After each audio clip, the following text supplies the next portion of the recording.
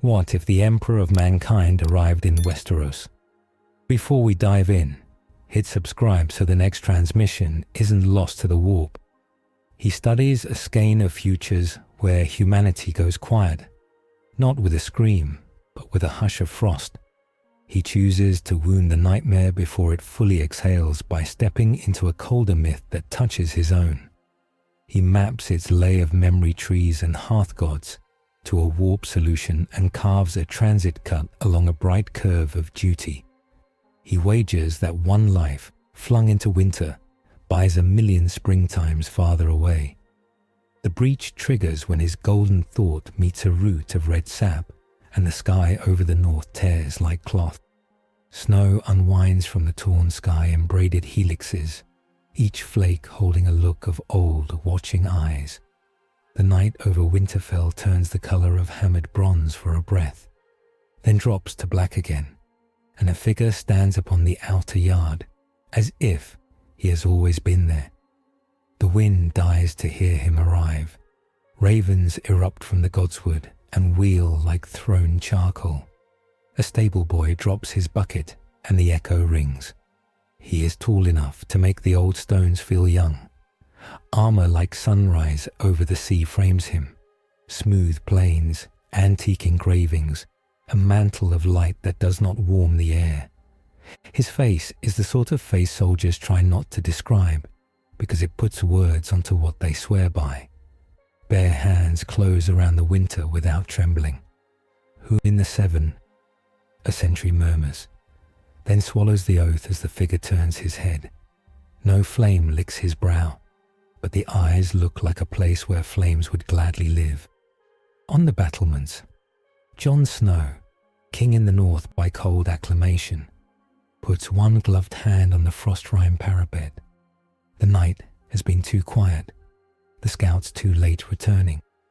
He had rehearsed the words for bad news. Instead, he watches a new kind of storm stand up like a man. Sansa Stark in her fur-lined cloak steps beside him. Do you see it? I do, Jon says, tasting the shape of an old fear around a new outline. And it sees us. The figure bows his head toward the godswood, as if greeting an old colleague. The weirwood groans. Its carved face watches with a polite hunger. Across the yard, Bran Stark's chair squeaks as Mira pushes him forward, and the boy, who is no longer just a boy, tilts his head like a raven listening to a drum. We should go down, Jon says. And do what? Sansa asks. Find out whether this is a friend we can thank or an enemy we can fight. They take the steps. Wool scratches. Iron jangles. The courtyard is a mouth that has just learned a new word and tries it on his tongue. Emperor. He does not speak first. He waits among men who learned waiting in snowdrifts where waiting kills. When Jon steps into the yard, he nods, the gesture weightless and absolute. You are Lord here, he says. The tenor is human, deep, tired in a way that does not invite pity. Jon Snow, Jon replies, falling back on truth because titles feel brittle near this man. King in the north. Then we are equals enough to speak plainly, the golden man says. Your enemy is close. Its cold presses on my light. I came for that. What do you call it? Sansa asks, from Jon's left, chin lifted. The man's gaze slides to her without offense, measuring not her height, but her spine. Many names for one negation. The others, White Walkers, a god of stillness. I know it as a pattern I have broken before. He looks beyond them toward the windward dark, and Jon realizes with the flick of his hindbrain that the torches sputter less near this stranger. But do not smoke. The smoke hides. Bran speaks then, voice soft and flat. When he closes his eyes, you can hear the trees moving, somewhere nobody planted them. Who are you? The man considers the question, as if it has not yet been asked correctly. A steward of mankind, he says. He tastes the word mankind and lets it mean far more than the yard holds. You may call me emperor, if you must call me anything. A horn blows once, then twice from the north tower. Not alarm, not yet. Scouts. Jon looks up without moving his feet. 2 riders plunge through the gate, horses shrieking steam, saddles crusted with glittering chips that are not entirely ice. They're behind us. The left rider gasps, eyes wide as saucers left out to catch snow. Last hearth is ash dim. Not burning, just dim. Jon does the arithmetic between his ribs. Inside, all of you. Sansa, to the hall. Bran, I know what is coming, Bran says. It is listening to us talk about it. The Emperor raises one hand, palm open toward the scavenging cold. The air tightens as if it remembers a summer oath and tries to stand at attention. Light beads in his palm, not a flame, but the promise of one, and the promise costs him. Frost smokes along his wrist like a serpent looking for scales to bite. Hold, Jon says, stupid and brave in equal measures, because his hands know how to hold a wall and till a grave alike. We have wildlings with dragon glass. We have men who know how to die properly. Tell us what you can do, and we will fill the rest with meat and courage. The Emperor's mouth forgets how to smile and learns it again. A bargain, he says. Very well, I will anchor your fear. You will anchor my light. He turns toward the open gate. The first white that breaks the dark is a child's height and has hands like little birds' feet. The second is a man in a pink cloak whose white hair slaps his skull like wet rope. The manderly colors are wrong in the wrong place. The third is a bear. Its mouth does not steam. It makes no sound. Snow floats around it like dust in a chapel. Shields now, Jon calls, and his men obey the only trick that keeps men from running. Do something with your hands. The rush is clumsy. Good. Shields lock, ashwood creaks. Dragonglass knife edges kiss leather. The old gods watch with red eyes and the new gods do not come to the yard. The Emperor walks into the charge like a man wading into a river he built himself. He opens the hand where light sits, and it flows, not in a blast but in a line, a clean filament that makes an argument the world understands. Not today. Whites hit it and crumple like spiderwebs meeting a broom. The bear slams shoulder first, bones exploding into hoarfrost galaxies. The air smells of old pennies and thunderheads. Jon feels it in his fillings, and then the cold pushes back. The filament dims, not stutters, not fails. Dims, as if it has moved from a room with a window into a basement with one candle and too many breaths. The Emperor's free hand tightens, the knuckles go white, an ordinary human whiteness that means something like cost. Archers, pin the gaps, Jon roars. Spears, stand. He looks left and right. Tormund. The wildling chief's laugh grinds like millstones. About time you asked for help, King Crow. He hurls himself into the gap where the filament cannot be, dragging a dragonglass axe through a white's bald head so fast the frost has to fall twice to keep up. The Emperor adjusts without curse or complaint. He shortens the light into a blade and cuts economically, each stroke a proof that geometry matters even in panic. The blade leaves behind a brightness that lingers like a held breath. Bran watches with his mouth slightly open, as if tasting a word he read in a book he wrote later. Inside the word, roots stir. Melisandre rides through the gate on a horse that looks half remembered by Orlor. Cloak in tatters, hair loose, eyes full of flame and failure both. She reins so hard the horse bites air. I saw it, she calls across the yard. Her voice is smoke moving through bells. I saw a star fall into winter. The Emperor turns, and for a heartbeat there is a conversation between fires that need no tongue. Something like recognition and something like warning pass between them. Red priestess, he says in a language that remembers Volantis and forgets softer places. Your fire leans toward an older pyre than mine. You are not of this world, she says, but you are of a war all worlds know. They stand inside the argument of the yard together while men die on the edges of it. Sansa watches them like a hawk with frost on its beak, cataloguing power so she can negotiate with it later. Jon does not look away from his people. He does not trust saviors until they hold a shield. If you can hold that gate, he says, hold it. I will keep the men moving. I can hold where I stand, the Emperor replies. But the cold will try to make me stand in too many places. We'll choose for you, Jon says. We're good at that. They fight, and the fight is a long one because nothing important happens quickly in the north. Dragonglass shivers. Men swear promises they do not expect to keep. A great white spider clatters through the gate and loses 4 legs before it learns how men move together. The Emperor's light blade grows shorter each time it meets a walker's breath. He takes a step back, then 2 forward, the pattern of a man paying a mortgage of frost. When the last white collapses, it is because nothing is left to hammer itself against the argument of the yard. The knight lies down again like a dog returning to a command. A single feather charred at the edges drifts to the snow. It belongs nowhere in particular, and to everyone who survived. Men breathe. The living begin to shake. Jon lowers his sword so his shoulders can bear the weight he kept of his heart. Open the inner gate, he says quietly. Get the wounded in. Meister. The Emperor rests his blade hand against his own forearm. Frost has crawled there. It looks like white ferns tattooed on living skin. He's not shivering. The shiver is in the air around him, like a fact the world keeps repeating in case someone argues. Cost?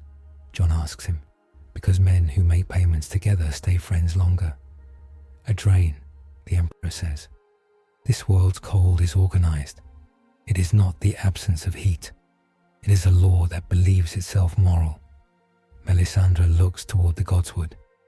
The old gods will not like you, she says, not unkindly. They will call you fire without permission. I have stood before gods, the Emperor replies, not at all proud. They all want the same thing, your face when it looks up. Sansa steps forward, and the yard makes a little room for her without being asked. She has learned how to take a step that moves walls. You have our thanks, she says, syllables carved neat. You also have our questions. We will warm you. You will answer. He inclines his head. His eyes flick toward the weirwood, which sighs softly, the kind of sound trees make when they are considering whether to remember you kindly. Codex. Note: golden light projected as coherent blade exhibits reduced luminance in proximity to conceptual cold. Null pressure bleeds lumen as a function of doctrine density, not temperature. They move to the Great Hall because men always move toward long tables when they are trying to decide what is next. Meat appears from nowhere. Bread finds knives. Wine remembers how to be courage. The Emperor does not sit on the high seat. He stands at the edge of the firelight, as if unwilling to make anyone lower himself more than necessary. Tormund tears into a haunch. You fight like you've been bored a long time, he says, grease running into his beard. I like you. Thank you, the Emperor says. It sounds exactly like a prayer and exactly like a report, both filed on time. Brienne of Tarth watches him from near the door, hand near her sword hilt, eyes doing sums. Davos Seaworth keeps his head low and his ears open. Smugglers survive by hearing truths that do not announce themselves. Jon stands, and the room grows a ridge down its middle, the way rooms do when someone about to decide has stood up. We owe you, he says. We also owe the dead. To pay both debts, we have to understand what you are, what you can do, and what will try to kill you. I am the hand of a promise, the Emperor replies. My promise, to shepherd mankind away from graves dug by lies that feel like home. Good words, Davos says softly, almost to himself. But good words have taken heads before, my lord. Sir Davos, Jon says, not ungrateful for the salt in the stew. Bran's chair is positioned so he can see the fire and the door and the weirwood through the high windows with equal clarity. He looks old and young and absent and present. A terrible kind of balance. He is not lying, Bran says, and a draft moves through the sentence as if it travelled a long way to arrive here. What will kill you? Sansa asks the Emperor directly, meeting his gaze like a blade meets a whetstone. The thing you call the Night King understands a way to silence thought, as if it were sound, the Emperor says. My power is not heat. It is cognition harnessed, shaped, disciplined. His quiet is designed to make men feel virtuous while they stop thinking. Melisandre leans forward. The Great Other, she murmurs. I have seen its shadow on snow. It makes men good at not noticing. It will come for me where I am strongest, the Emperor continues. In the mind. It will try to write itself into the roots of your gods and make them speak its thesis. That stillness is mercy.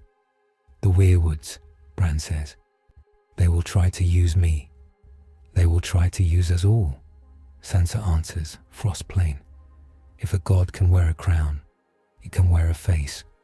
We cannot hold Winterfell if the last hearth is already dim, Jon says, dragging the conversation back to meat and map. If what you say is true, he will not scatter himself across the land anymore. He will gather, and he will come as a storm instead of snow. Aye, Tormund grunts. He learned. Hardhome taught him. He learned that men move better when there's nowhere else to run. What do we do? Brienne asks. We have dragon glass. We have numbers. We do not have time. Time is elastic near will, the Emperor says. We cut lanes. We slow the quiet. We make the cold argue with itself. Speak plainly, Davos says, kindly impatient. I'm no maester, but I can stack crates in a way that makes thieves cuss. The Emperor steps closer to the fire, letting its mortal heat try and fail to do him any good. He is not only in his army, he says. He is in the idea men hold of surrender that calls itself peace. If you give me a place where your old gods listen hardest, I can lay a counter-argument there. It will not stop him. It will force him to fight instead of seep. The heart tree, Bran says. The godswood. Sansa's eyes flash warning. Our godswood is ours. I am asking to stand where it listens, the Emperor says. I will not speak for it. I will speak where it can hear me. Let him, Melisandre says. My lord, if he lies, you will see it. Men who try to master gods show their teeth when they fail. We will watch your hands, Sansa tells the Emperor. Do your speaking. We will keep the knives. They go as a small procession because small processions are harder to ambush and easier to remember. Jon, Sansa, Bran, with Mira, Davos, Brienne, Tormund, Melisandre, walking like a shadow on fire. The Emperor moving at human pace only because he decides to. Snow crunches in a pattern nobody ever taught it. The godswood breathes men in and does not breathe them out. The heart tree looms, red lacquered mouth open, eyes weeping sap no winter can freeze completely. The faces carved and the faces behind the carving watch each other watching. The Emperor stands at a respectful distance, then steps forward one pace exactly, as if the ground had spoken a command no one else heard. He lowers his head, not in submission, but in the way a craftsman bows to another craft. He opens his hand again. The light there is a different shape than before, softer at the edges, less argument, more invitation. It glows on the bark, and the red streaks brighten, as if embarrassed to be seen. The air chills inside the light. A noise like frost sliding under skin moves through the trees. Bran inhales sharply. His eyes go white like milk left too long on a windowsill. Sansa puts her hand on the knife sewn into her sleeve and does not take it out because she is not a fool. I will not replace you, the Emperor says. And it is both to the tree and to something using the tree for a mouth. I will not make men begin with me. I will ask you to remember movement. The heart tree's mouth twitches. Sap wells, thick and slow. Jon feels a grief so old it predates names. The grief every child of winter learns before milk. It wears a crown of icicles. It tastes like not having to try anymore. No, the Emperor says, and his light grows a spine. He traces something in the air with 2 fingers, the way a general draws lines on a map with a nail so he can feel the decision. Symbols hang for a breath. They are not letters, but if letters had cousins, these would be them. They sink into the bark like nails hammered in by a tired man who has hammered too many nails. Bran gasps. A raven falls out of a branch. Melisandre bites her lower lip until it bleeds, red brighter than a banner in summer. The snow around the Emperor folds away, cringing from him and leaning toward him at the same time. The ground shivers. Not an earthquake, not quite. More like a mind shaking itself because a thought it never wanted found its way inside.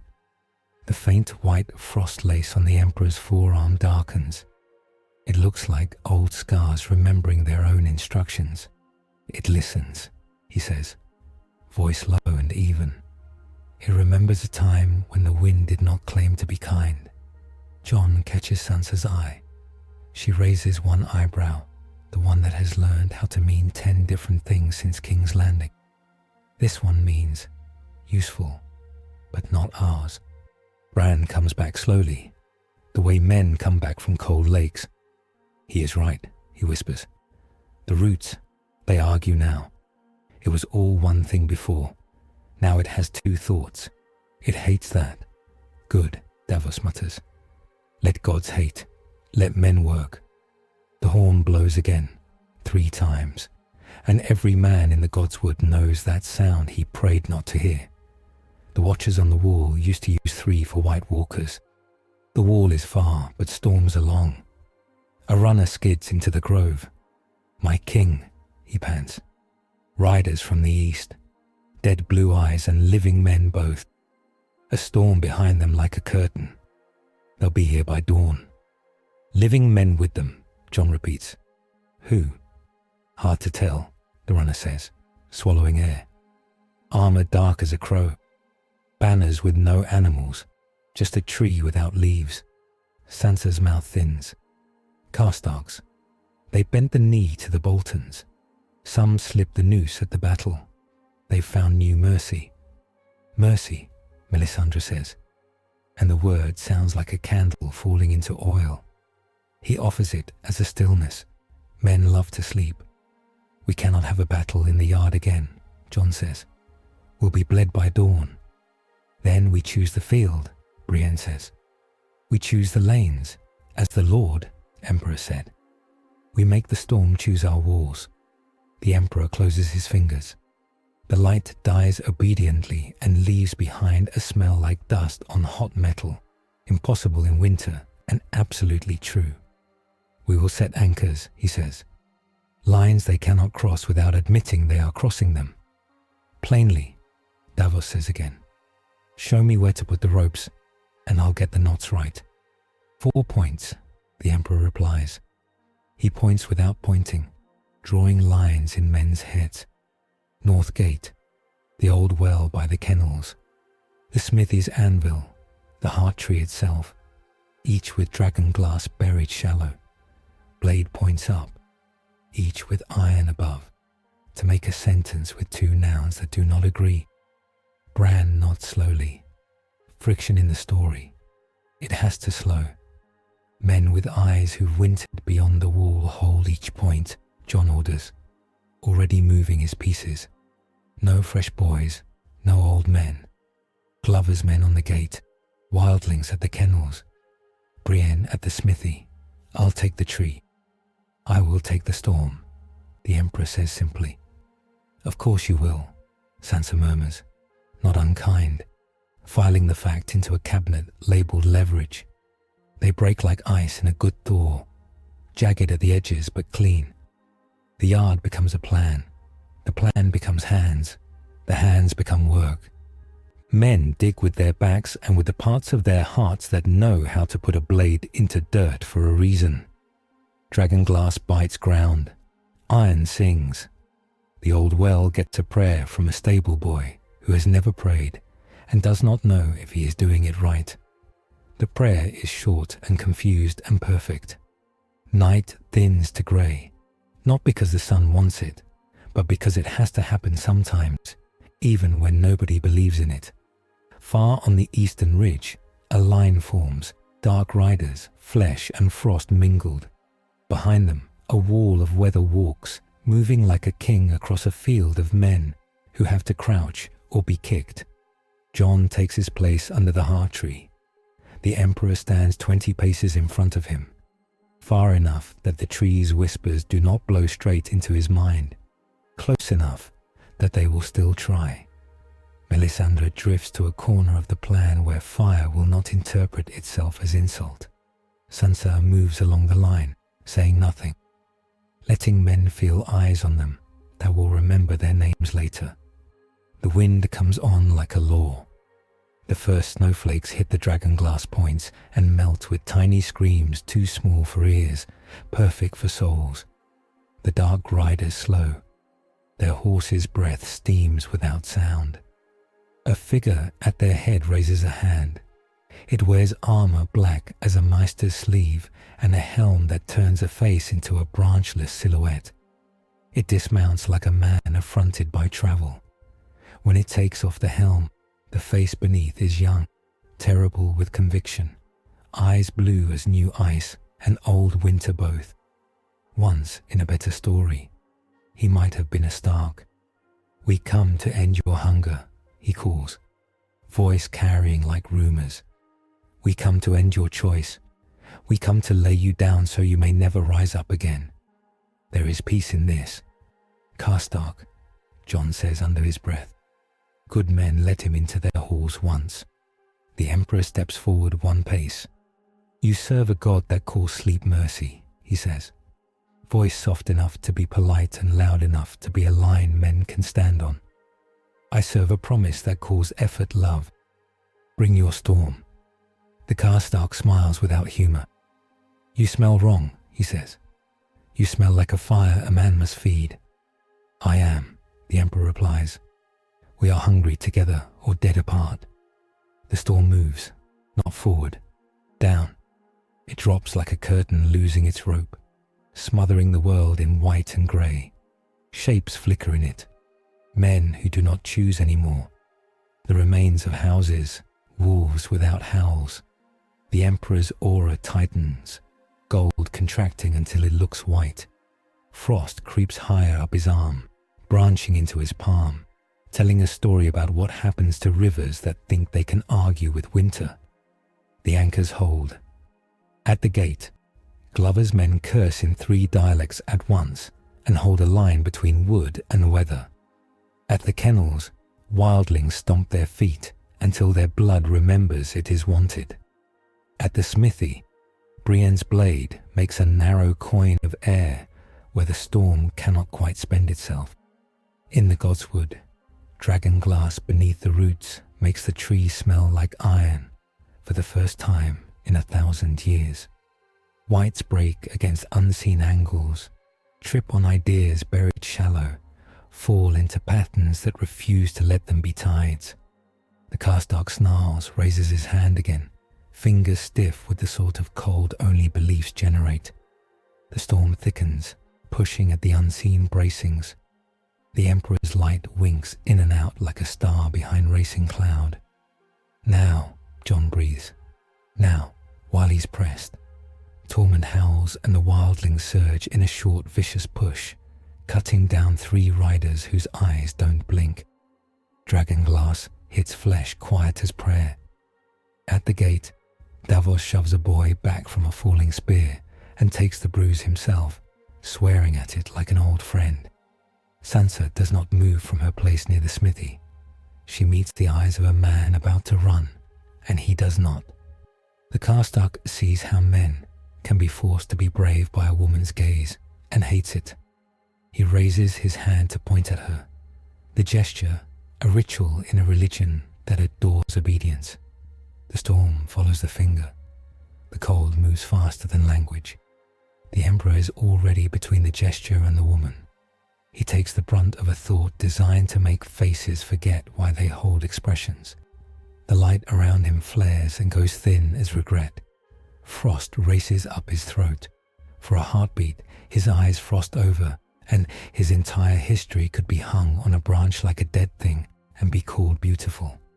He refuses, not with a shout. He refuses the way a man refuses to drop a child because his arms are tired. The light does not swell, it condenses. A sun collapsed until it can pass through the eye of a needle. The needle is the Karstark's outstretched hand. The light touches it. The hand cracks, not from heat, but from being asked to be a hand again. The Karstark screams, not a sound of pain, but a sound of theological confusion. "Move," Jon bellows. All lines forward, 5 paces, then back 3, make them count. They do it badly and well, the way men do orders the first time. It is enough. The storm stutters, forced to feel itself as weather instead of law. The anchors bite again. The Emperor breathes once, twice, each breath white and costing. Melisandre begins to speak words she would prefer to say for dying. "Lord of Light, I beg." "No prayers," the Emperor says without looking back. "Not to him, not for me. Then for them," she answers, and her voice thickens, becomes a fire cutting its own wood. The sound gives men something to set their rhythm to, when their blood tries to hear the storm instead. The Karstark drops to one knee, not in worship, but because one of his arguments snapped like a leg. He looks up, eyes so blue they could be mistakes. He is listening. He whispers to nobody human. He hears another god in the same room. The storm answers him with a gust so cold it burns, and the burning is holy in a way that makes priests useful and monsters patient. The Emperor steps forward again. He does not so much raise his hand as set it where it belongs. Light runs from him like wire unspooling. It clips to the anchors, a closed circuit with dragonglass teeth and iron grammar, and a tree that has been taught a second thought against its will. The storm shudders. It is still huge, still coming, still righteous in its quiet. Now it must spend itself to advance. That is all men ever ask of weather and gods both. "Press," Jon cries, tasting iron in his mouth that is not blood and not quite courage. "For Winterfell, for the living," Sansa adds, and the voices put a roof over the plan. They hold until arms go stupid, then until they go smart again. They hold until a man's name becomes less urgent than the man standing beside him. They hold until the storm makes a sound like something cracking in a distant mountain. Then the Karstark stands. He lifts both hands. His eyes widen and the blue turns darker, as if a deeper ocean has found a new shore. The storm rolls forward, not like weather, not like anger, like strategy. "Down," the Emperor says, and his voice is not loud, but it moves through men like a spear thrown low to trip a charging boar. He turns the wire of his light vertical, a shield too thin to see and too thick to ignore. The storm hits it. The anchors hum. The hard tree's mouth opens wider than wood should. The dragonglass points hum back, a song without melody that teaches men how to count in danger. For a moment, the world looks like a map lit from beneath by someone who knows where the rivers run. The moment is not free. The frost on the Emperor's skin flowers, piercing, branching. It kisses the line of his jaw. His lips go the color of old paper. He keeps his hand steady. Now he says to the storm itself, not scolding, not pleading. "Think." The storm resists thinking the way a drowning man resists being pulled out by a hand he does not trust. It thrashes. It finds the anchors. It hates them. It tries to be everywhere at once, and discovers it must choose. It chooses badly because it has not had to choose in a long time. White stumble into kill lanes where men who have practiced do not so much kill as erase. The Karstark screams again, this time a real scream, meat and throat and confusion breaking beneath pressure. He claws at his own arm where the Emperor's light touched him. Ice smokes. Flesh remembers heat with nostalgic resentment. The dawn is not beautiful. It is a fact written in grey on grey. The storm thins by necessity, and everyone inside it becomes more important than the storm itself. Men see their hands and find knives in them. They put the knives where they belong. The Karstark breaks, not his body but his idea. He drops the helm, lets it fall into snow that cannot remember it, and runs. He runs toward the Godswood, because that is where men run when their religion is wounded, and they need a tree to tell them who to be. Hold the lines, Jon shouts. Brienne with me. Tormund. Keep the kennel point up. Davos. I'll stop the holes with my old bones, Davos answers, already moving to where a gap thinks it is a door. Sansa looks at the Emperor. He looks back. She nods. Not a command but an understanding that some men are useful in very narrow corridors, and this is one. They follow the Karstark into the Godswood, like hunters who suspect the stag might be carrying a knife. Snow muffles everything but the sound of blood thinking fast. The heart tree stares at them, mouth wet with its own red, and for a terrible second Jon sees himself in that red, and understands how men become gentle to cruelty, because it is beautiful when it stands still. The Karstark kneels. Forgive me, he whispers to the tree. He writes in our bark. He gives movement to silence. He is blasphemy that feels like mercy.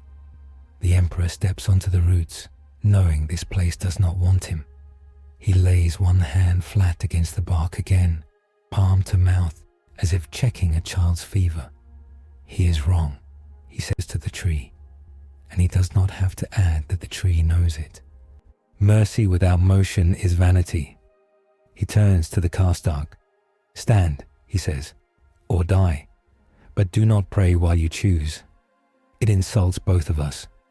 The Karstark looks up into a face that has commanded armies and loved nothing softly enough to spare it. He does not stand. He does not die. He does the third thing men do when asked to be men. He lunges. The dagger is dragonglass, honest and stupid. Brienne moves. She is honesty with a hilt. The Emperor lifts 2 fingers. The dagger stops a hair from his throat, trembling with the force of the belief behind it. You were a boy who wanted to keep winter fair, the Emperor says, and for a second the North moves in the Karstark's eyes, summer flickering like a fish under ice. Now you have made it lazy. He closes his hand. The dagger crumbles into black sand. The Karstark sobs once, a deep sound that never learned to be pretty, and the sob condenses into a sheet of ice racing from his chest down his arms, hewing him to the ground like a statue whose artist hates air. You will live, the Emperor says.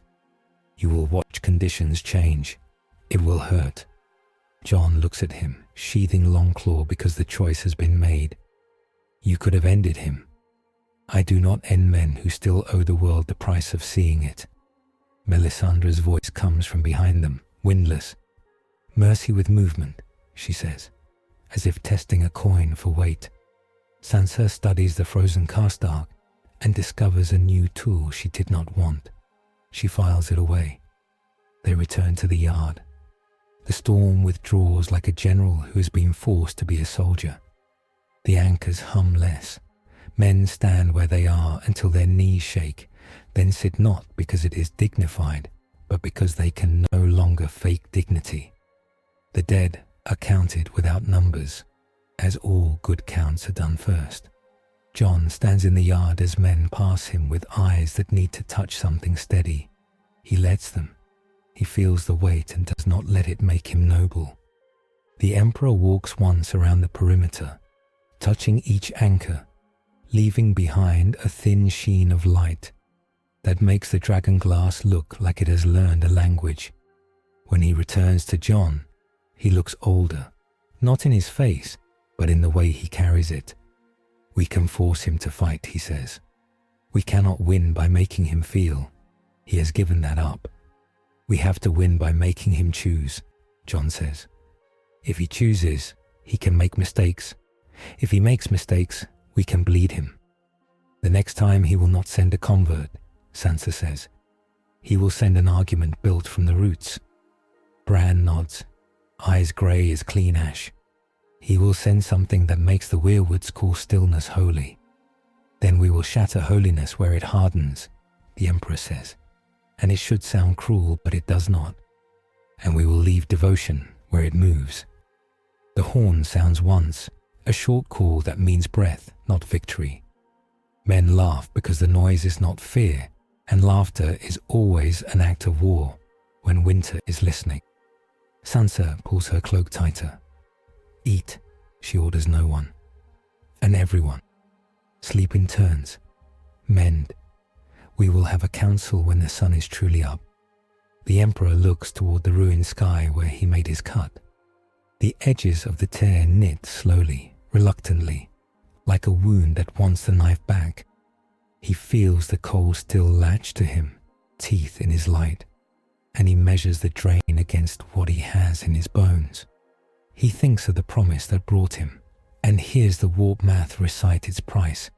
He does not flinch. He has paid longer bills. At dawn, the council gathers. They sit in a room whose walls had a different conversation a lifetime ago, each stone remembering a Stark who died properly. Jon at the head by habit, Sansa to his right by right, Davos to his left because someone has to make bad ideas cheaper. Brienne stands with a knight's patience. Tormund leans on an annoyance like a man leans on a doorframe that has heard the best stories. Melisandre does not cast a shadow the way other people do. Bran does not need to. The storm can be slowed, Jon says. We saw that. The dead can be shaped. We saw that. He is learning us, and we are learning him. The anchors buy us time, Davos adds. Time for what, my lord? Gathering, calling banners, sending ravens that can find fingers, not mouths. Not enough time for all of that, Sansa says. Enough to choose who we will be when he comes again. We need fire, Melisandre whispers. Not all fire is the same. Some fire is a song. Some fire is a knife. The dragons are with Daenerys, Jon says, the name heavy and tender both. We do not have them. You have me, the Emperor says, without pride and without apology. But the cold will keep learning me. It will study how I move. It will send a weapon designed to kill not my body, but my argument. What weapon? Brienne asks. A zone, he answers. A null. A silence that calls itself truth. It will make men believe that my light is a trick, that their effort is a theft from their children. Sansa's eyes narrow. So he will attack our mercy, she says. He will offer us an easier mercy. We must show him a hard mercy. Hard mercies are expensive, Davos notes. I am a poor man who has seen how rich men buy absolutions. We will have to pay full price. We cannot pay if we are dead, Tormund says pragmatically. We need bodies that make heat and hands that hold wood and iron. Then we do both, Jon decides. We call what help we can. We do not wait for it to save us. We teach every man, boy and girl where dragonglass goes and what it feels like when a thing dies properly. We feed the living. We bury the dead with names, even if we have to make the names up. He turns to the Emperor. And you came to make a winter bleed. You did it. But we do not bend the knee to men who arrive with light unless they know how to eat with us and dig with us. I will dig, the Emperor says simply. I will eat what you offer. I will not kneel, not because I am above you, because I am already kneeling to a promise. What promises are worth a north? Sansa asks. The ones that make men less alone, he answers. Melisandre's eyes soften at the edges. You and I serve different fires, she says. But for once they agree on shadows. Bran looks up, pupils wide enough to swallow wolves. He is listening, he says. Not the Karstark, the other one. He is finding your edges. Then I will show him my edges, the Emperor replies. And I will show him the hands of the men who hold them steady. Outside, the day brightens without joy, the way days do in winter when they are doing their job and not auditioning for spring. Work begins because it must, because work is a theology men understand without prophets. The anchors are reset. The dead are burned in small, fierce piles because big fires draw eyes that should be watching knives. The Emperor walks the walls with a Jon and teaches without sounding like a teacher.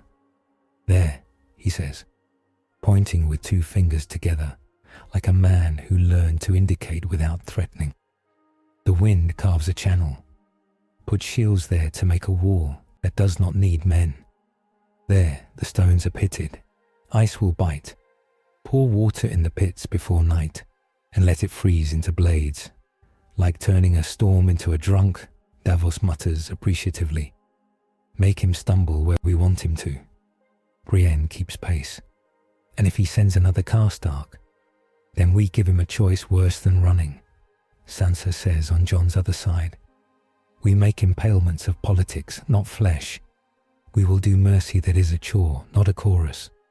The Emperor studies her, cataloguing a young queen's soft cruelty that is not cruelty at all, but competence offered blood.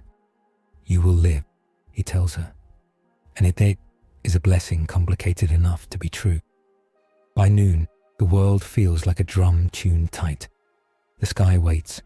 The ground counts something nobody has named. Men who have slept do not remember sleeping.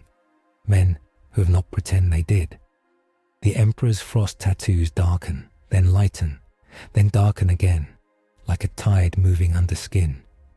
Bran slips away into the Godswood, in the quiet way he does when his body is less necessary to him than usual.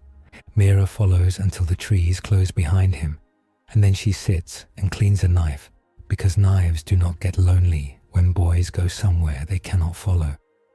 The Emperor feels the shift more than sees it. The weirwoods hum, a low, patient tone like wheels turning under a city. He looks up toward the heart tree in the space above it, the space where the tear had begun to knit.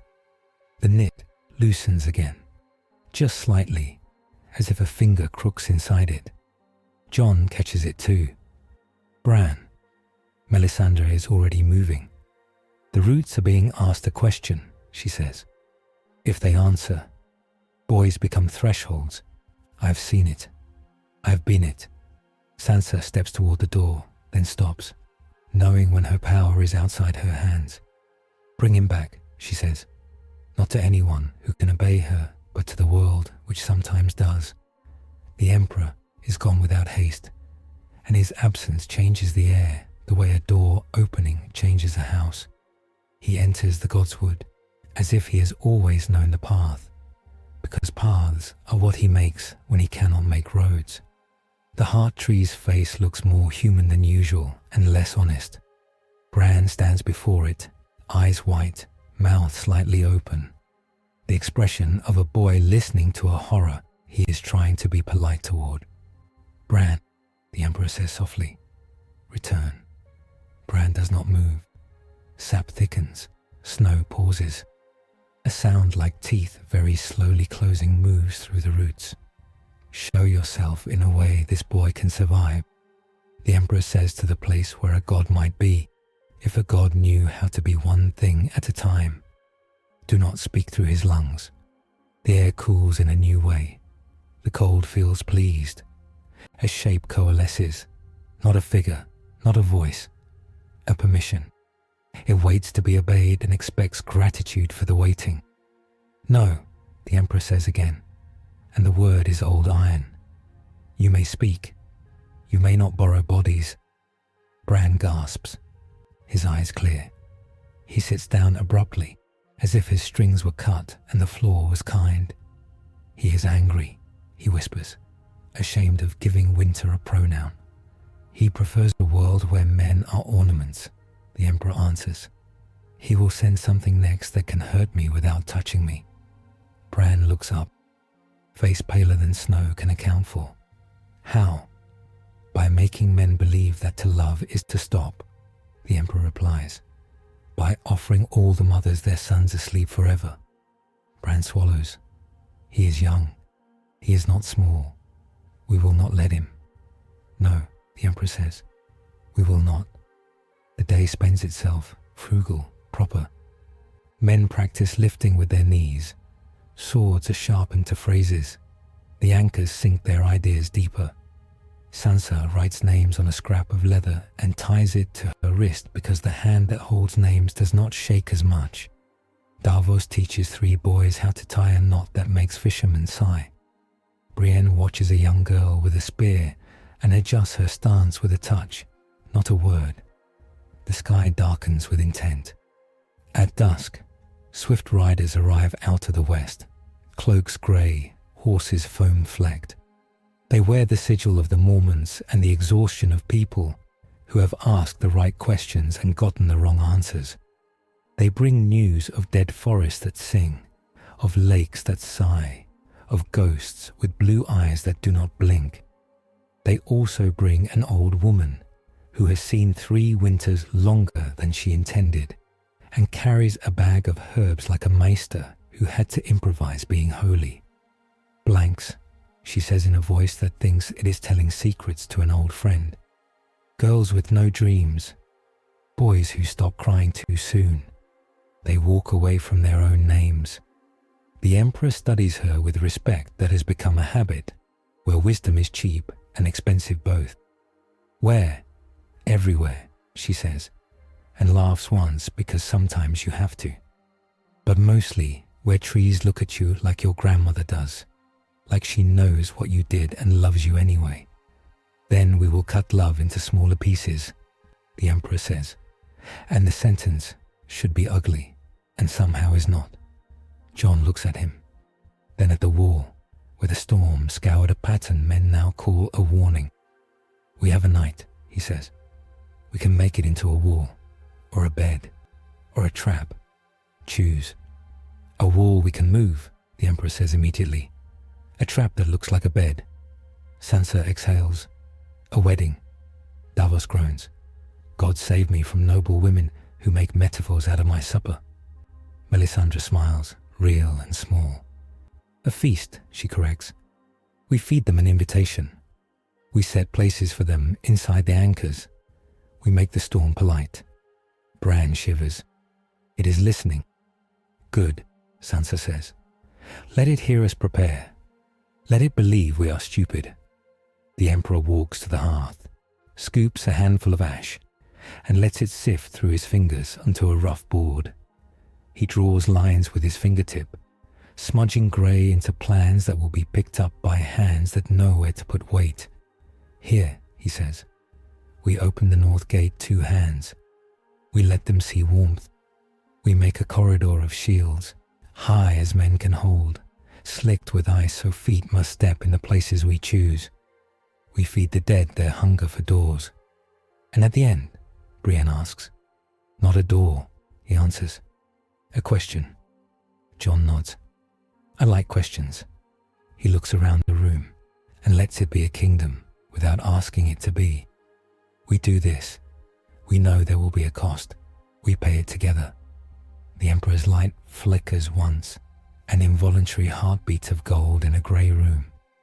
It illuminates men who are not yet myths, and gods who have not yet earned offerings, and a winter that is tired of pretending to be patient. He does not say he is tired. He does not say he will bleed. He has always wanted to be a door men make into a road. They move. They build a corridor. They slick the walls with water that will turn to ice under a sky that has decided to be honest. The anchors hum. The heart tree watches with a new humility that trees never admit. The north gate opens 2 hands. The storm, that old general sends scouts, flakes with eyes, breezes with ears, a silence that strains to be prayed to. They greeted with a table. It is mostly a joke and entirely serious. Bread, salt, a stew that does not have to apologize for what it is. The Emperor stands at the far end of the corridor, hands at his sides, face lit by torches that make sinners feel better.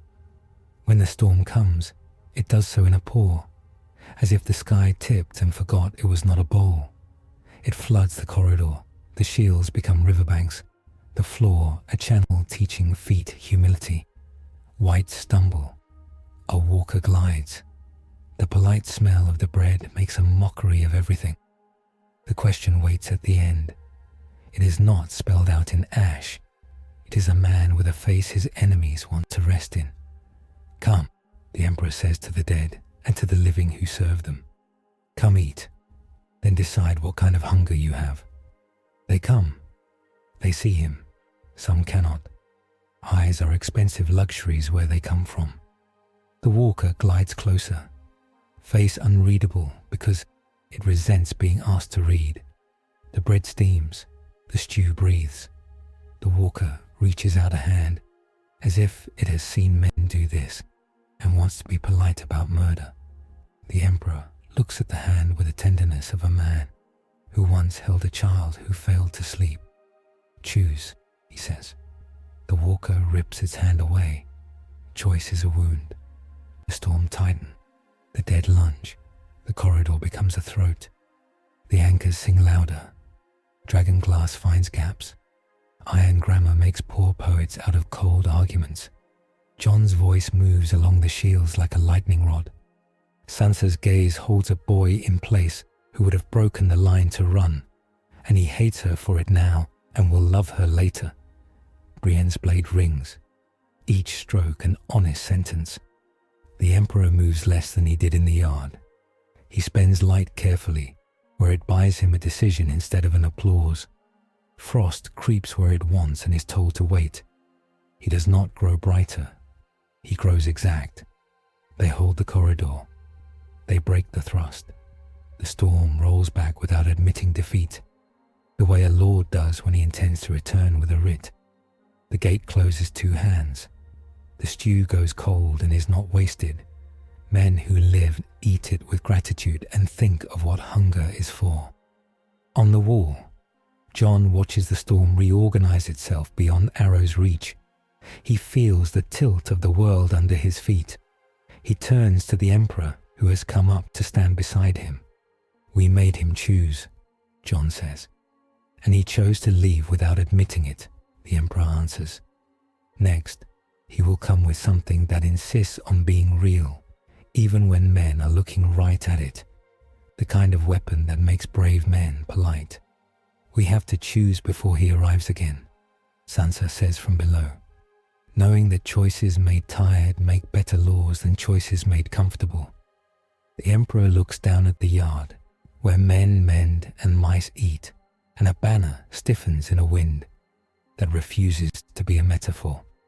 He weighs light against law, cold against kindness, time against duty, and with a quiet grief that belongs to fathers who taught sons to carry loads they hate, he feels the drain where the warp cut to come here kisses his bones. It will not close. It will feed the cold if he lets it. He does not let it. A recap settles over the stones like fine snow. A stranger of light arrived. A storm learned to choose. Winterfell learned to anchor movement. The cost sits on the Emperor's skin like frost that remembers it was once a river. The price has only begun to be collected. Winter settles into the bones of Winterfell like a rent that will not be forgiven. Men sleep in armor, helmets beside their heads like silent dogs. When they wake, it is to work and cold and the taste of iron on air. Ravens come with stories of villages that went still without smoke or screams. The map absorbs red pebbles like sores. A boy from the last hearth staggers through the gate with a scrap of banner tied at his waist. They're trapped, he whispers into Jon's hands. A ring of stones with a dead wind around it. Some of ours, some who aren't. How many? Sansa asks, cloak tight, voice tighter. 20. More. The wind. It makes counting feel rude. The Emperor studies the boy with the same attention he gives to storms and oaths. A ring, he says. Old hill fort. It will have a throat. We can force the wind through it. Jon's mouth sets. We don't have time to gather the north. We have enough to be the north, Davos says. Pick the hands that don't shake. Tormund thumps his chest. I'll bring crows who learned how to scream the right way. We skulk in snow better than your lordlings. The fort's granary, Sansa says, already doing sums nobody else wants. If we burn it, we starve people who aren't dead yet. Controlled loss, the Emperor replies. No cruelty in it. We buy lives with food. Better to starve with breath than feast in silence. Brienne draws a line on the board with a glove seam. You said lanes. Show us again. He shows them with ash and 2 fingers. 4 portable anchors. Dragon glass knives buried shallow. Horseshoes bent into iron sigils. A nail of bright metal hammered through leather.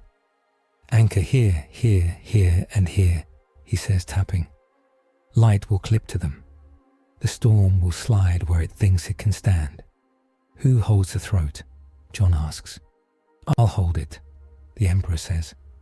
We'll hold it, Tormund corrects, as if teaching a stubborn friend the grammar of life. They ride under a sky the color of dry bone.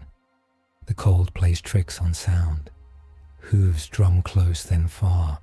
Men mutter and hear their own voices, as if someone sensible answered. The hill rises from a plain like a knuckle. Old stones stand, shoulder to shoulder, bored by time, suddenly needed. At the base, the wind stiffens. It sucks breath out and returns it flavored like long sleep. Whites stand outside the ring like shadows that learned how to touch. Among them, 3 living men in black mail and ice eyes that are not theirs. The Karstark's kind. Archers, blind the living, Jon orders. Dragon glass only, no glory. They kill too cleanly.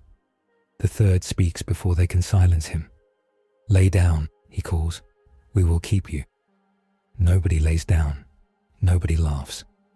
The Emperor plants the first anchor. Dragon glass bites earth. Iron hangs above it on a cord of horsehair.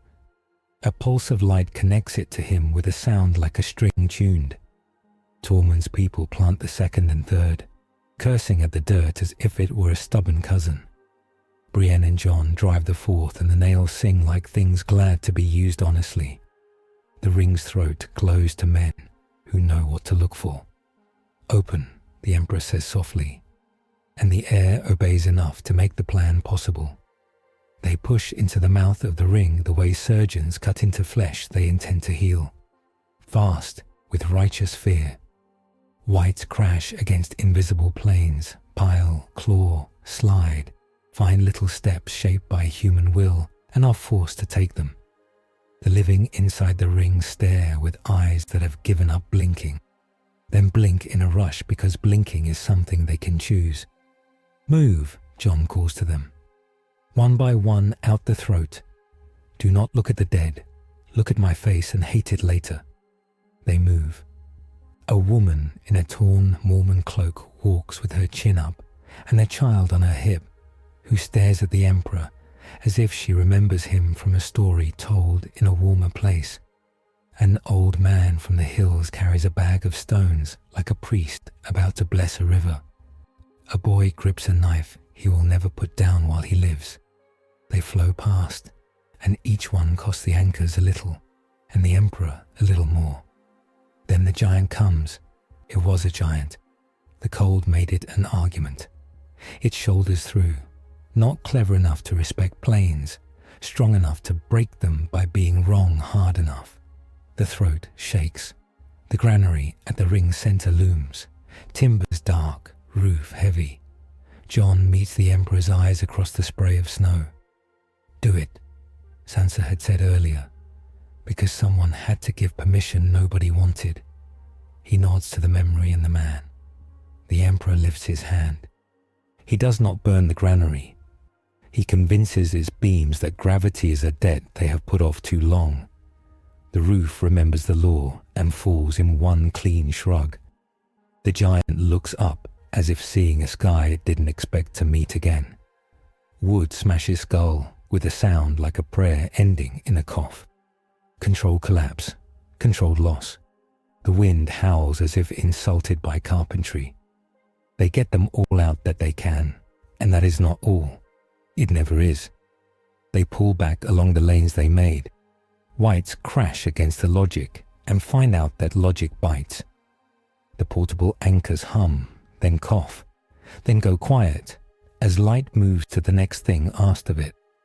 At the foot of the hill, men count with their hands because numbers won't be believed aloud. How many? Sansa asks when they return across the snow. Her breath a veil, her eyes a ledger. 37, Davos answers, without flinch, and one granary that saved them. First victory, Tormund declares with contempt for the word first. Victory, then the next thing. The next thing is politics. In the hall, they gather around meat and maps. Praise begins, the kind that makes a man uncomfortable who is only trying to keep a promise. Lords slap tables, wildlings grin like knives. The Emperor stands near the fire and warms nothing. Then anxiety enters wearing a Meister's chain. Meister Wolkan clears his throat. My lords, my lady, a raven from the citadel. He holds a scroll with lead tied to its tail like a small anchor men hang on words. Sansa takes it, breaks wax, reads. Her face doesn't change, her knuckles do. She passes it to Jon, who passes it to Davos, whose lip curls because he is tired of men who built their wisdom where winter is a story and not a roof. The conclave urges caution in reports of walking dead. Davos reads, voice dry. They warn against false prophets and southern fires perverting good northern sense. They advise reinforcing granaries and keeping the peace. Melisandre's mouth twitches. Reinforce the granary, she says softly. That will help certainly. Brienne's shoulders tighten. They would rather be right later than useful now. The citadel has weight, Sansa says. It moves men in places we will need. It will move them slowly, Jon answers. We do not have slow. The Emperor listens, as if they are telling him how a new kind of weapon works. Doctrine shapes supply and courage, he says. Respect doctrine. Faced correctly, it is armor. Faced wrongly, it is a noose. Davos tips the scroll at him. That reads like a noose to me. Sansa sets the letter on the table so it can be seen and ignored at once. We cannot eat paper, she says. We can ration bread. That means this. The food we lost buys time. To make it worth the price, we need mouths we won't feed. Tormund snorts. We don't turn people away. We starve if we don't, a Glover man says, voice hard, eyes harder. What good are kings and light if they cannot make a loaf into two? The gods make loaves into two, a Morton's man says, thumping his cup. Or the dragons, or the Lord of Light, if this red woman is right. My lord, Melisandre says with infinite mildness. The Lord of Light burns. He does not bake. The faith of the seven never fed me, Tormund growls. A wife with a knife and a goat fed me. We will not burn the weak to warm the strong, Sansa says. The sentence already law. We will cut the loaves smaller. We will widen the pot. We will send ravens to every holdfast between here and White Harbour. We will ask for what we need and offer what we have. What do we have? The Glover man says, sullen. Names, the Emperor says, and the room stills because it is not the answer anyone wants. Names that will be remembered if we survive. Names are the only coin that buys future courage. Good words, Davos mutters, not unkind. But children can't chew names. Then they will chew roots, Sansa snaps, heat in her voice at last. I did once, And so did you, Captain. We will do what keeps the many alive, not the comfortable few. Jon raises a hand and the room closes its teeth. Mercy and survival are the same thing if you do it cleverly, he says. Mercy gives you more hands to work, more eyes to watch, more knives to hold. But mercy has rules. We don't feed men who won't work. We don't shelter men who won't stand a night watch. We don't keep thieves who steal bread from children. Mercy that invites laziness is a gift to the dead. Brienne nods once. Hard mercy, she says. The kind that makes men better than they want to be. Melisandre's eyes are distant. You will need fire, she says. Not the kind that eats boys. The kind that lives inside choices. The Emperor looks at her. No sacrifices, he says. No burning lives for warmth or omen. That is a line. Your light is law, she replies with a thin smile. My fire is hunger. We disagree, but I will not cross you on this. Good, Sansa says. We have enough enemies that do not eat. They break to work on being merciful in ways that look like a punishment. A list appears, and with the list, order. All mouths counted, all hands assigned, hearths measured, a wall rota written on leather. The Emperor walks through the work like a priest with a better god. He blesses nothing, he instructs everything. He bends iron with his hands to make brackets that swing without freezing. He sets a boy's stance so the spear becomes an extension of decision, not a stick for fear. He lifts a sled laden with a wounded man and does not look like a miracle while he does it. Praise follows him and turns into a question that will not stay quiet. Who told you you could be here? The question arrives on two legs, slender, graceful, carrying a tray of broth. She is 12, perhaps, with Braavosi cheekbones and hands like a smith's daughter, nicks and burn scars that learn to fade. Her eyes have the patient pity of someone who has buried more people than anyone thinks she has known. Eat, she says to the Emperor in the hall, and sets the bowl near him with hands that make no noise. Steam climbs. The broth smells of bone and onion, and a kindness that doesn't owe you explanations. On the tray, near the bowl, a coin glints once when the fire remembers to be bright. It is dull the way old metal gets when it's been touched by a lot of hope. On one side, a face no one agrees about. On the other, nothing at all. He looks at the coin, and the coin looks back because ideas do that. The girl's gaze never lifts. Valor morgulis, she says gently. Like teaching a stranger the only word that will get him home. Men around them pay no attention. The sentence slides through the hall like an apology. The Emperor's light dips, as if only noticed by things that keep track of noticing. He feels something tug at him, not at his arms or his bones, at the word he uses to be himself. It pulls as a kindness might, leading him to a bed where all aches stop. The warp cut inside him hums like a string a finger just laid across. He does not move.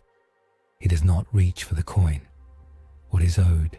He asks, voice quiet enough not to trigger fear, loud enough to set the hall's timbers listening. Death, she says, and the smile that should be cruel is not. The gift, for those who have done enough, for those who have suffered enough, for those who have seen enough. He knows this argument. He has offered it to generals and taken it from fathers. It is not force. That is why it kills so cleanly. Not yet, he says. Her head tilts, the smallest curiosity, like a cat regarding a string. All men must. Some must later, he answers. Her hand moves. It is not a dagger that flashes. That would be simple. It is a cloth she raises in a gesture that could be wiping a bowl, could be a blessing. The air, not the light, the air, adjusts itself to make him hard to see. He becomes a smudge. Men who are looking at him falter and look elsewhere. A hush roosts above him like a bird that prefers warm rafters. His name thins in the room, as if it was a thread stretched across a doorway, and hands have begun to pluck it apart. Brienne blinks. Tormund scratches his ear and frowns at a corner that suddenly looks interesting. Sansa feels a draft and steps toward it without knowing why. Jon hears his own breath loud, the way you do when a wave passes overhead and you remember you have lungs and that may not save you. The Emperor feels the tug, and it is personal in a way the storm was not. The storm hated effort. This hates edges. It wants to keep him from being a shape that can choose. Names, he says under his breath. And Sansa hears because she listens to what keeps rooms from breaking. Say your names, she orders. Too sharp for sense, perfect for surviving. Now, men speak because a woman told them to, and because the voice had the right kind of iron in it. Davos, son of no lord, Brienne of Tarth, Tormund Giantsbane, Mira Reed, Jon Snow, Sansa Stark. The words fill cracks that were yawning for a polite flood. The girl's eyes narrow. She presses the cloth. The air wrinkles. Two men in the corner begin to nap without meaning to. A woman looks at the knife in her hand and sets it down as if it is heavy with the future. The coin gleams again, the side with nothing promising the end of promises. The Emperor reaches for the cloth with 2 fingers. He does not pull it away. He touches its weave and lets his light taste the thread. It is not fire. It is not cold. It is consent woven into habit, dyed with grief, offered as an exit. You give mercy, he says softly, but you love it too much to ask for payment. Her mouth twitches. It could be a smile. It could be disgust. It is both. We ask for names to be set down, she says. We keep them with grace. You keep them still, he replies. I keep them moving. He releases the cloth. He does not tear it. He does not lift it. He forces his light to be heavy and sinks it into the floor under his feet until the boards remember trees and the trees remember wind, and the wind remembers that movement can be worship. The hush shreds. The coin spins on the tray of its own will and shows the side with a face that is no face at all. The girl looks up at him for the first time, and for a heartbeat, the hall is Braavos, and the house of black and white, and a long room full of sweet stillness. He sees how you could build a world that way. He sees why you should not. Her knife appears when the plan fails. It is small and works like a memory. It goes in where you forgot to watch. Brienne's hand is already between the knife and the Emperor. Steel meets steel in a kiss that tastes like wintergreen. Tormund's palm catches the girl's wrist and squeezes. Bone pops. Not enough to ruin, enough to end. She doesn't cry out. She drops the knife and the coin and a third thing nobody sees. Alive, Sansa says, because mercy has rules, and because this child is an enemy, the way a snowmelt is an enemy. When it becomes a flood, we keep her. We learn. The girl smiles with her eyes. It is almost proud. You won this room, she murmurs. What do they call you? Davos asks. Not to be kind, but to make a knot? No one, she says, pleased by the answer. Then I'll call you child, he replies, because the gods won't spit at me for it. They bind her gently and thoroughly. The cloth she brought burns without flame at the Emperor's touch, dissolving into the kind of ash that refuses to rise. The coin stays. The coin is honest metal and old oaths. Sansa puts it away in a box, not because she wants it, but because men who rule collect dangerous things in small boxes or die early. The room remembers the attack as a draft, a lapse of attention, a moment when the victory felt rude to admit. Brienne checks the Emperor's arm as if light could bruise. It looks fine to human eyes. To him, a seam runs along the inside of his self, delicate as glass blown thin, shimmering when men look away from him. If too many look away, it will widen. He goes to the weirwood and places his palm on its bark. The tree shudders. The red sap rises, then falls back as if unwilling to embarrass itself. He leaves a few grains of ash in the crack between two roots. The tree hates the ash. Good, he thinks. Hate gives shape. Bran wheels up, watching with the gaze of a boy practicing being a god. That was the many-faced god, he says. Not quite question, not quite report. The habit of ending, the Emperor answers. It travels well. How does it hurt you? Jon asks. He has learned to be brief with big things.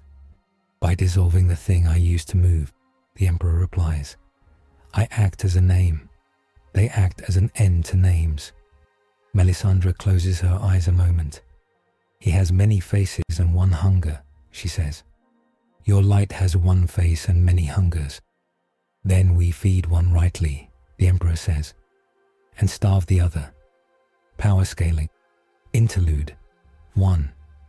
The many-faced God's strength is consent. It turns suffering into a theology that sweetens surrender until men call it wisdom. Faceless magic attacks identity at its seams. Prayers, coins, rituals of politeness. So a man forgets to be a singular argument. My light relies on cognition welded to self. If my name thins, my coherence drops, and the cold gains leverage. Valyrian steel holds blood memory of dragons and old oaths.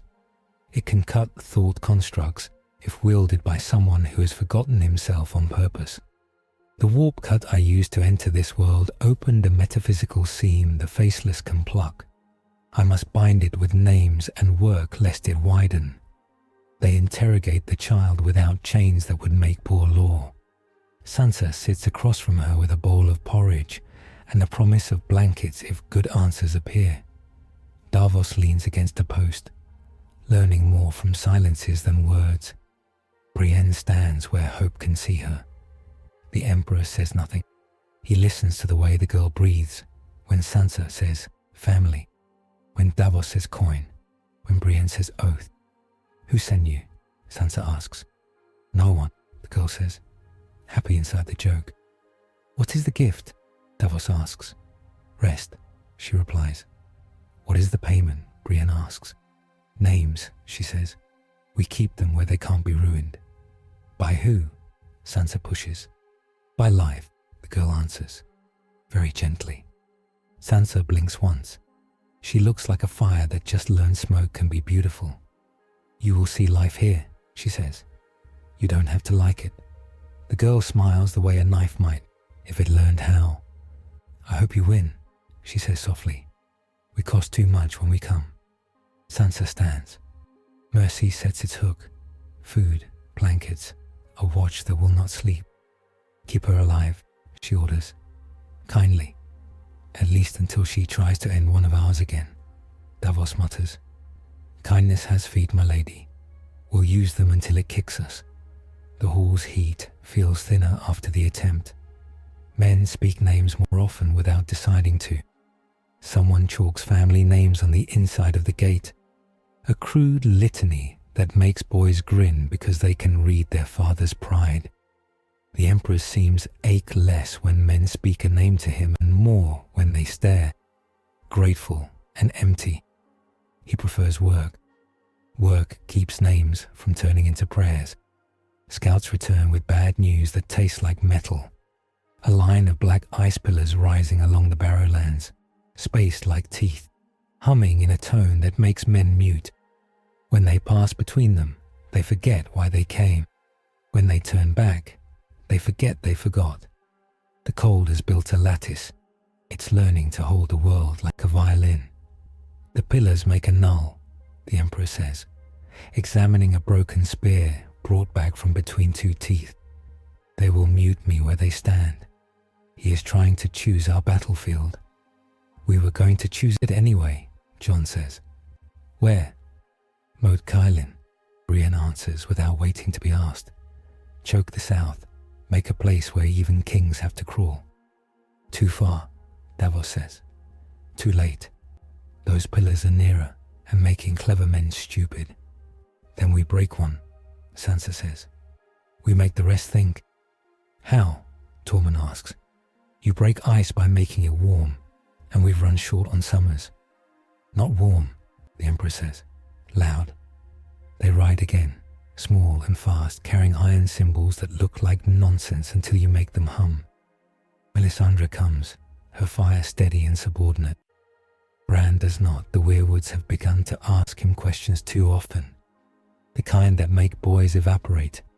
He sits with Mira and learns how to breathe, as if he had chosen to. The pillars rise from the barrow mounds like bones healed wrong. They hum in a tone that strokes the ears and tells the mind it can rest. Such a good tone, such a lie. Men slow as they approach, shoulders relaxing, hands loosening. The Emperor feels the hum slide along his seams, delighted. He smiles back with all his teeth. Do not listen, he says. Name your work. They name it. Anchor, iron, dragon glass, rope. They drive the elements into the ground around the nearest pillar, making a square of objects that hate being near each other. The pillar's hum deepens, offended. Melisandre speaks a prayer that is half carpentry, half curse. The Emperor lays his palms flat on two iron plates and closes his eyes. The hum meets his light and tries to tune it. He refuses to be music. He becomes a metronome. He clicks time into the ground with a certainty men can count to. The hum falters. It was designed to play, not march. Tormund levers a dragonglass wedge into a seam in the ice with his whole back, growling. Brienne hammers iron pins with a rhythm built by oaths. Davos slides a rope through two holes and ties a knot that holds, because he says it will. The pillar cracks, not a shatter, a fissure. Sound spills out, beautiful, wrong, and the wind snaps it up like a thief. The hum drops a note. The ice goes dull. Again, the Emperor says. Gladly, Tormund says, sweat freezing on his beard. I like hitting lies with the rocks.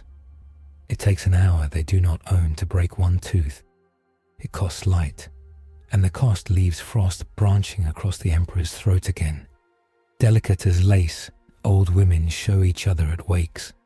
When the pillar falls at last, it does not smash. It slumps and forgets how to be a thought.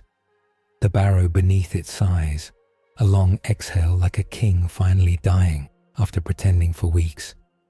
Others will hear that, Davos warns. They were listening, Melisandre says. Now they know we can sing back. The wind shifts. The cold brings an answer. It is not the storm. It is silence that walks like a man. Between two fallen kings' graves, a figure steps out of a crisp, defensible nothing. No blue eyes, human eyes, calm. A cloak that doesn't collect snow. An iron coin worn at the throat. The face is almost handsome and entirely forgettable. It slides off the mind like water on oil. Kindly, Melisandre whispers, one of the old men who teach children how to forget. The man inclines his head. The gift resents interruption, he says in a Braavosi lilt. But we are patient. We teach. You teach men to be obedient to endings, the Emperor replies. Useful in a world that needs labourers for graves. Do you imagine yourself a midwife? The kindly man asks. Interested, not offended. Noise you are. Noise into noise. We show beauty. You show struggle. Struggle is beautiful when it makes a child laugh, the Emperor says. Beauty that stops men moving is a trap disguised as art. The kindly man glances at the fallen pillar and sighs as if at a student who almost learned a hard lesson and then slept through the exam.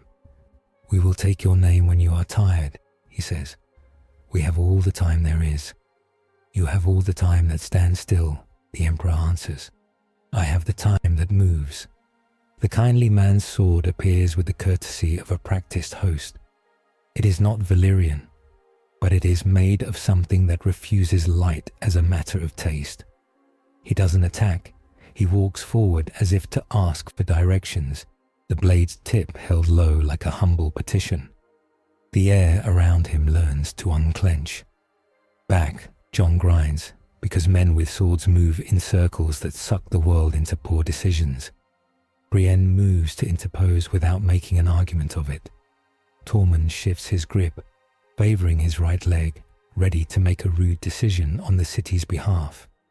The kindly man's eyes rest on each of them with affectionate pity. "You are tired," he tells the Emperor. "You could lay it down and be forgiven."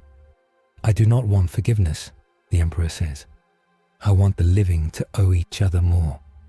The blade flicks, a small, precise motion aimed at the seam along the Emperor's self.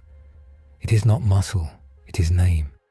It cuts the place where his arrival left a stitch and asks the stitch to go home. Light leaks, thin, bright, the brilliance of promises made at dawn and almost kept. The Emperor catches the blade on 2 fingers. It cuts. Blood wells, a color that seems impossible here. The bleeding is quiet and very bad. Brienne's sword is there, a sentence that refuses to end. The kindly man parries without looking rude. Tormund's axe bites air and a cloak hem. The Braavosi does not smile, because that would turn this into a duel, and he is not dueling. He is teaching a class. Your grip weakens where men stop saying your name, he murmurs to the Emperor. Winter loves a lesson. Then you will hear it, the Emperor replies. He exhales and the breath carries a syllable that is not a name, not exactly. It is a function. Shepherd, steward, father, not titles, jobs. Men do not pray to those. They call them at dawn. They curse them at dusk. They bury them with their hands when they die, and then they become them. The light thickens, not brightening but gaining weight. The kindly man's blade skates and finds no seam to love. He steps back, pleased. You learn fast, he says. We have longer. He blurs. He is gone. He is not gone. He has become a memory of a polite conversation and leaves behind the smell of clean rooms and wood that never creaks. The coin at his throat never moved. The pillars hum again, an octave lower, as if sulking. The Emperor looks down at his fingers. The cut is thin and wants to widen when no one watches. Sansa is already watching. She doesn't let it. Back to Winterfell, Jon says. The order that moves them all. We hurt him. He hurt us back. He's clever. He'll be cleverer. They ride as if the cold respects speed. It doesn't. It opens its jaws exactly where you intend to set your foot and bites if you delay. They don't delay. In the hall, the War Council sings a new song, praise edged with doctrine. A Manderly man bows to the Emperor as if to a king. A Soin woman stares at him as if he is a fire that will make her children cough later. A Septon from a village that still has a bell smiles beatifically and announces that the Seven will embrace any man who fights the dead. Melisandre watches him like a hawk, watches a priest with bread. Mercy, the Septon says, his voice smooth with certainty. We must save the souls of those we cannot save in body. Warm their last hours with prayer. Make them instruments of a greater good. No prayers at the gate, Sansa says. No last rites that end with people laying down. You may pray over bread at tables. You may not tell men their death tastes sweet. Lady, he protests, genuinely wounded. It is doctrine. It is a sedative, Davos says. Our doctrine is standing up until your legs fail. Let him pray, Melisandre suggests, lips almost kind. At the pyres, he may make smoke smell like flowers.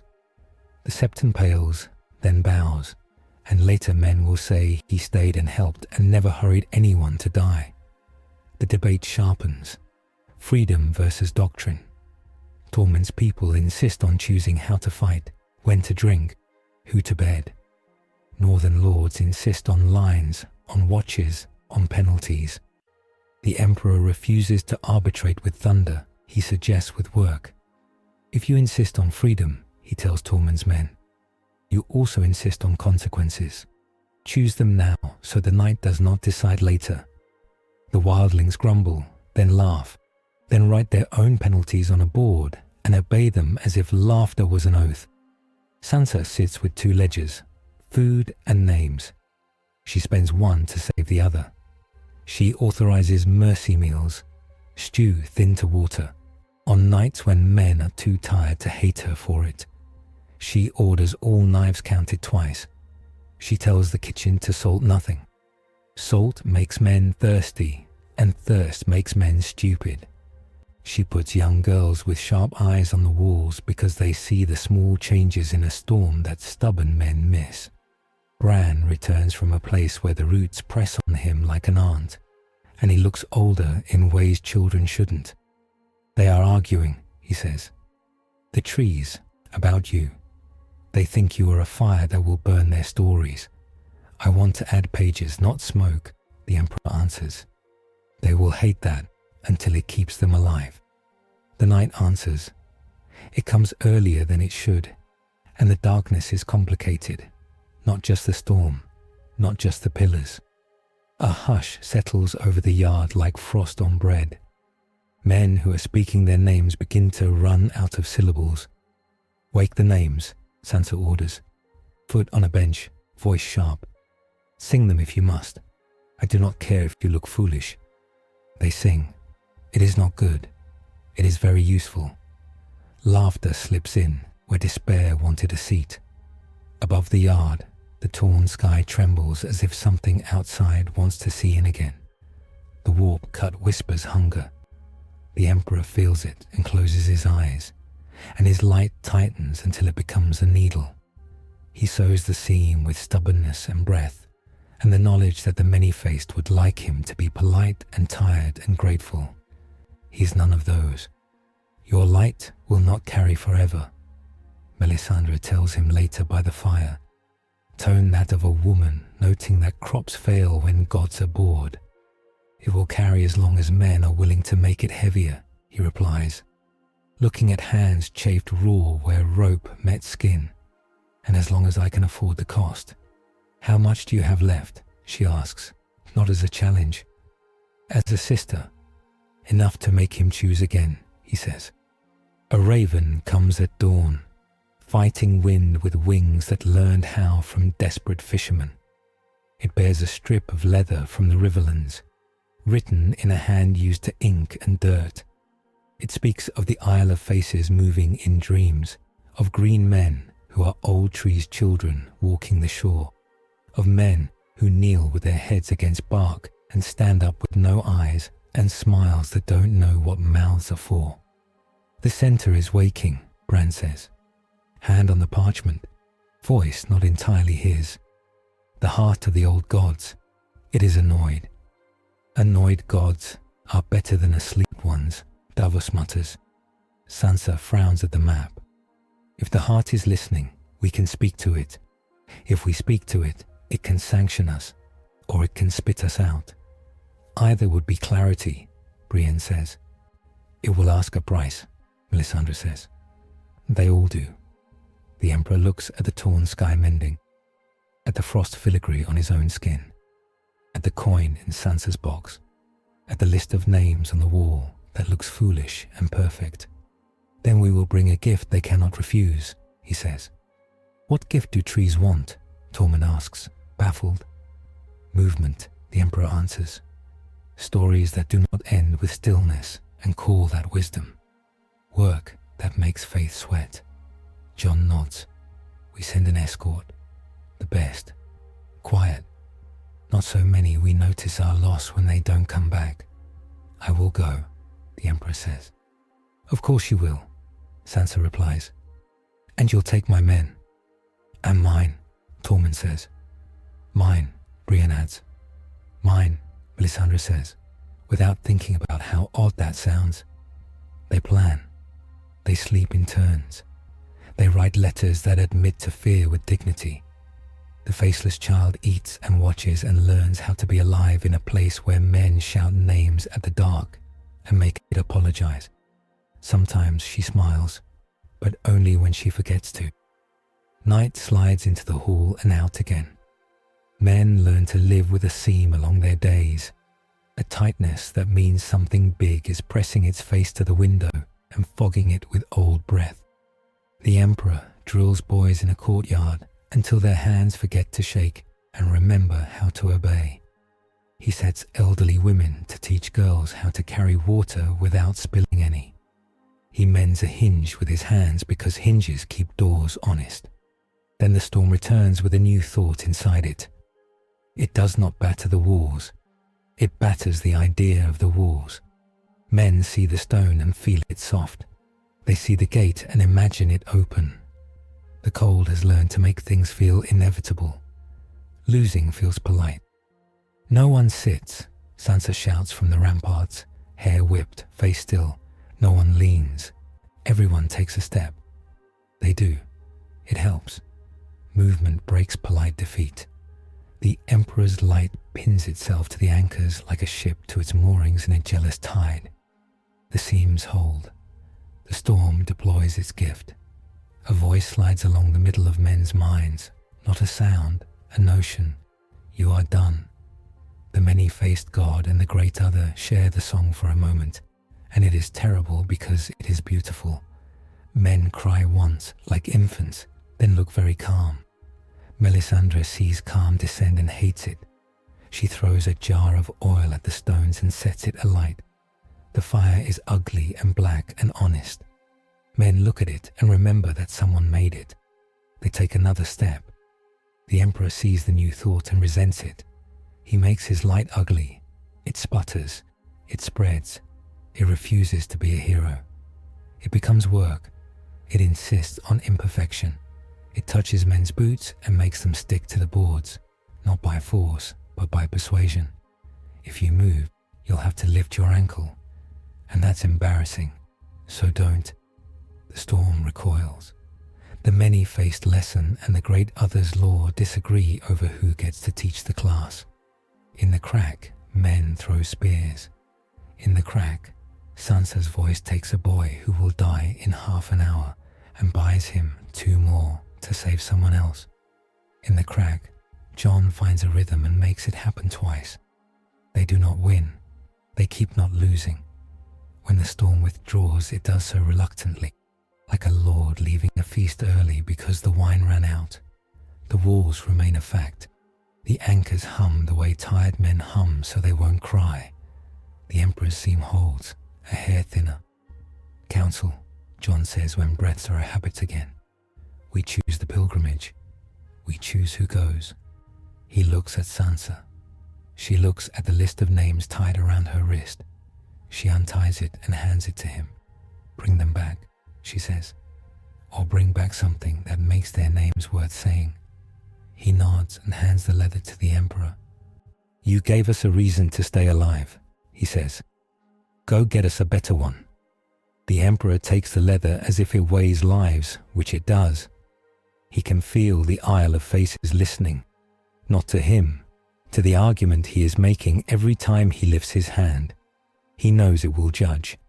He prefers that to ignorance. He walks once around the yard. Men touch his arm as he passes, not for blessing, for balance. He steadies them. Each touch adds weight to his light. Each weight makes the seam mind itself. He is tired in a way that feels honest. He is not done. Beneath the godswood, the child from Braavos sits with her back to a root and watches him. You will not lay down, she says. No, he replies. You will die anyway, she says, admiring, not gloating. Yes, he answers. She nods. Then I will keep your name, she says. Even if you don't want me to. He smiles, small. Keep the stories that move, he says. Throw away the ones that let boys get old on benches. She doesn't promise. That is the beginning of wisdom. Snow falls, men work.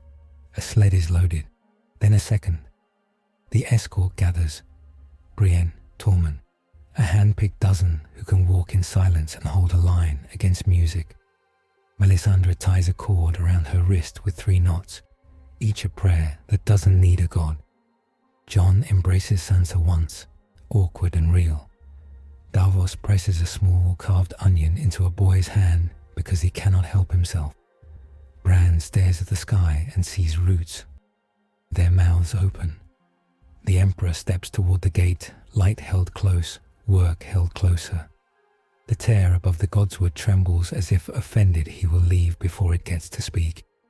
He ignores it because winter does not deserve that courtesy. He puts one hand on the gate as it opens and feels iron answer. Ready. He looks back at Winterfell, a fort that became a family that is pretending to be a country. Men on the walls lift their chins. Women in the yard set their shoulders. Children in doorways hold bowls because bowls are shields that fools underestimate. He nods once, promising nothing he cannot keep. They go. The snow makes its noises. The road to the Isle of Faces is long and thick with arguments. The many-faced men will intercept somewhere with a polite lesson. The Night King will send a thought shaped like a mother's hand.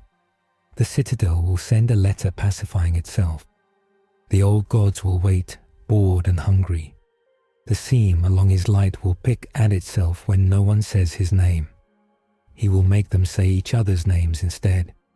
On the second day out, a shape appears on a ridge, a girl with a wolf at her hip, and a sword too big for her, hair like winter bark, eyes like home after a long war. She smells of Bravos and revenge and rivers. She looks down at them and squints at the golden man. She smiles with a mouth that has learned very little mercy and intends to learn more. Arya Stark, Brienne says under her breath, and Hope takes a step it knows might break its ankle. The wolf growls once, a sound that makes the cold remember it is terrified of heat. The girl tilts her head, measuring, judging, deciding whether this light is the sort she can keep, or the sort she must kill later. She chooses to wait. She nods at Brienne. She nods at Jon when he rides up gasping and laughing and crying and scolding. She nods at Sansa when they write her a letter on the wind. She doesn't nod at the Emperor. She looks at him and says nothing. He nods at her. He knows murder when it belongs to the living. They move on. Behind them, Winterfell breathes, named. Ahead, a green place in a world of white waits to pass judgment, like a mother who knows how all this ends and will love you, even if she's angry. Snow falls with intent. The road is straight, then not. The escort tightens when the trees lean in. Somewhere, a kindly man smiles and sharpens a concept. Somewhere, a king of winter arranges ice into questions. Somewhere, the season of stories puts on boots. The Emperor sets his hand to the future and walks. They camp in the neck where land forgets whether it is water. The fog sits knee-high and glows with its own meager logic. Sedge rustles. Frogs hold their tongues. Brienne's helm gathers dew that looks like resignation. They gather by a low fire that behaves if watched. Jon spreads a scrap of oiled hide, white stones for their escort, black for the foe. The Night King's goals are simple, he says.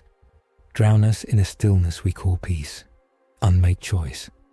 The pillars prove he can project law, Melisandre adds. Fingers near the coals, eyes on faces. Not heat, not ice. Doctrine. Standard counters fail because they assume weather, the Emperor says. Dragonglass kills bodies. Valyrian steel cuts leaders. Neither dissolves a law.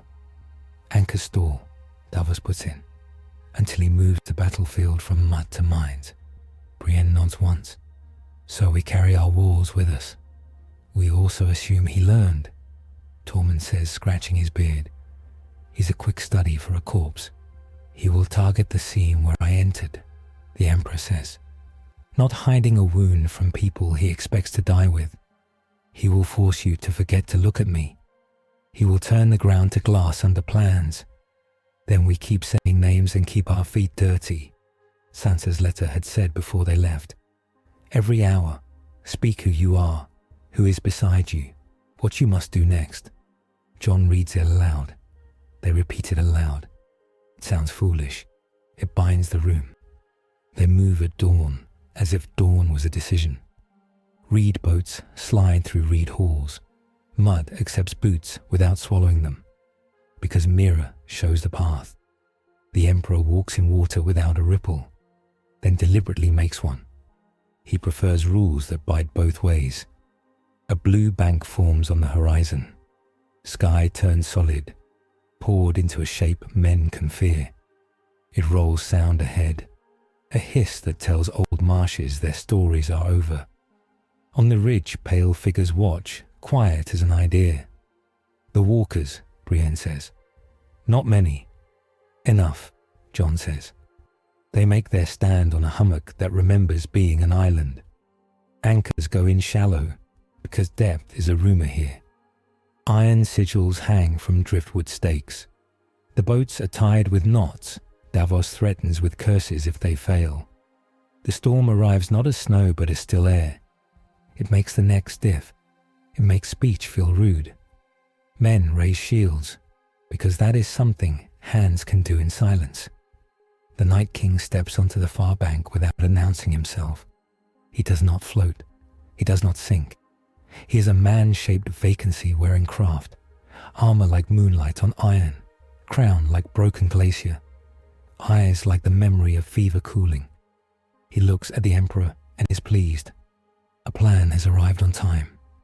Icon versus patron, Davos mutters, tightening gloves. Let's call it plain. The Night King lifts one hand and the fog obeys, thinning where it helps him and thickening where it doesn't. Whites rise from the water, as if the swamp had been patiently inventing bodies. Their eyes glow, then dim, then glow, sinking with the breath of something that hates breath. The Emperor takes one step forward. Light tightens around him until it looks dull. He does not flare, he narrows. The seam along his self-churs, eager to be widened. He tells it no. The Night King points. The air between them hardens into a spear from nothing. It is not ice. It is refusal, given an edge. Brienne moves without asking permission. She puts steel where edges go to be educated. The spear kisses her blade and makes it go numb. She yanks her wrist back and feels winter try to live in her bones. Anchor, Jon shouts, and men feel better when they obey a word that has saved their lives before.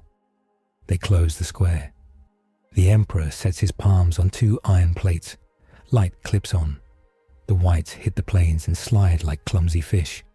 Sedge snaps. Water hisses. The Night King does not rush. He closes two fingers slowly. The fog bruises. The anchors moan. The seam along the Emperor brightens, a thin line begging to be a crack. The Night King smiles with a stillness that has never needed lips. The Emperor moves first because architects act. His light becomes geometry. He draws a triangle with his body as the apex, planes snapping into place in the marsh air. Whites shear off their feet. The triangle turns, grinding them into new directions like a mill. Tormund howls and feeds the grind with axework that feels righteous. The Night King lifts his hand again, and the triangle's base sags as if gravity has changed religion. The Emperor braces. Frost blooms along his throat, then spreads down into his chest, fine and intricate, a cathedral in reverse. Melisandre whispers fire under her breath. The words reach for the frost and are told politely to leave it alone. She bares her teeth and stops being polite. Step left, Brienne barks, catching how the fog tilts. The escort moves as a unit drilled under insults, not songs. The Night King likes that less than he expected. He changes the lesson. He breathes in, and all sound around the Emperor dips a note. Men's names get harder to say. The seam brightens to a knife.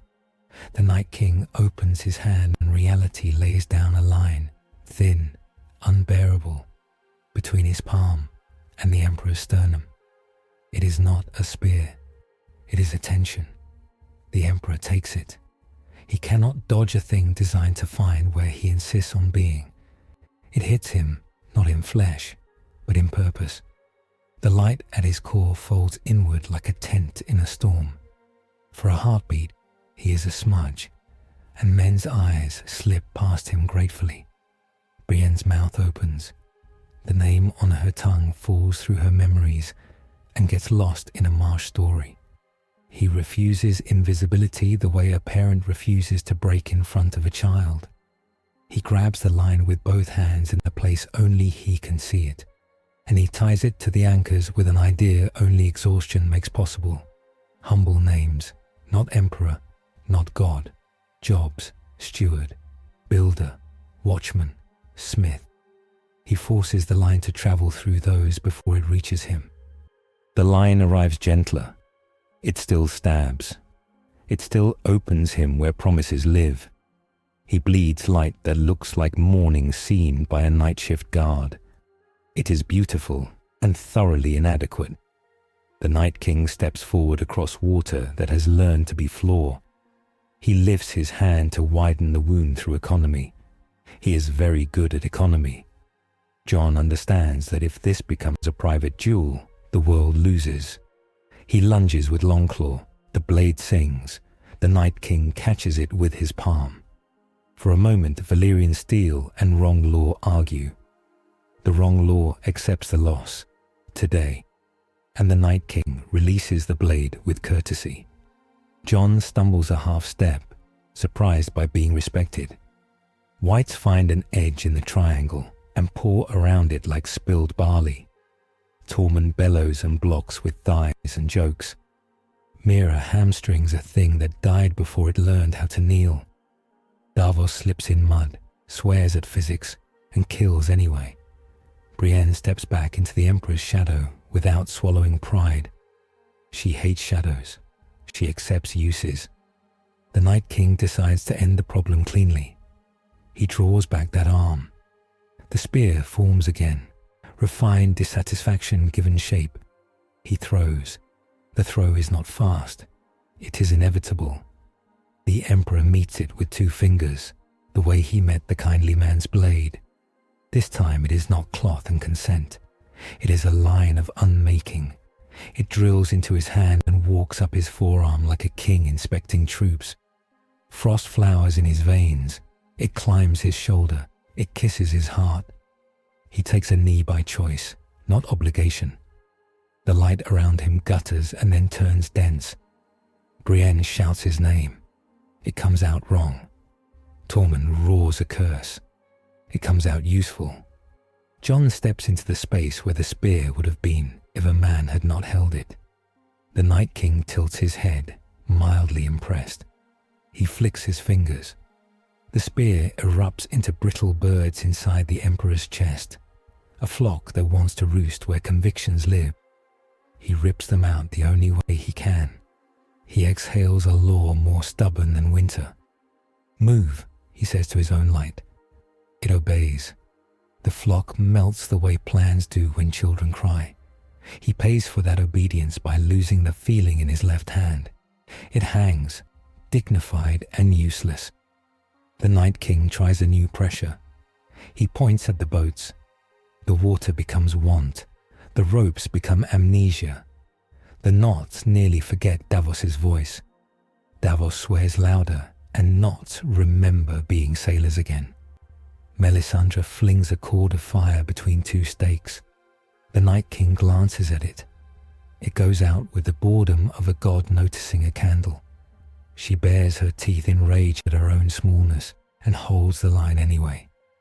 Rage is worship when fire humbles itself. The whites push. The anchors whine like hounds dragged on a chain past meat.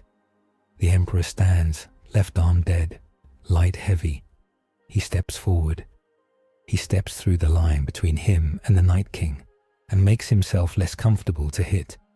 He shortens the distance so he can hurt something that is not geography. They meet in the shallow, where reeds crackle like old paper. The Night King raises his hand. The Emperor raises his remaining hand. They each make their favorite argument. The marsh learns a new sound. It is not thunder. It is a treaty between laws that hate admitting each other exists. The reeds bow because nobody tells them not to.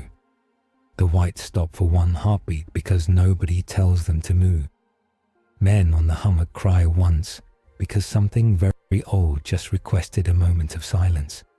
The Night King leans into the scene with cold joy. The Emperor leans back with human grief. He hates hurting what he loves to save what he loves more. The Night King brings his palm down like a judge's gavel.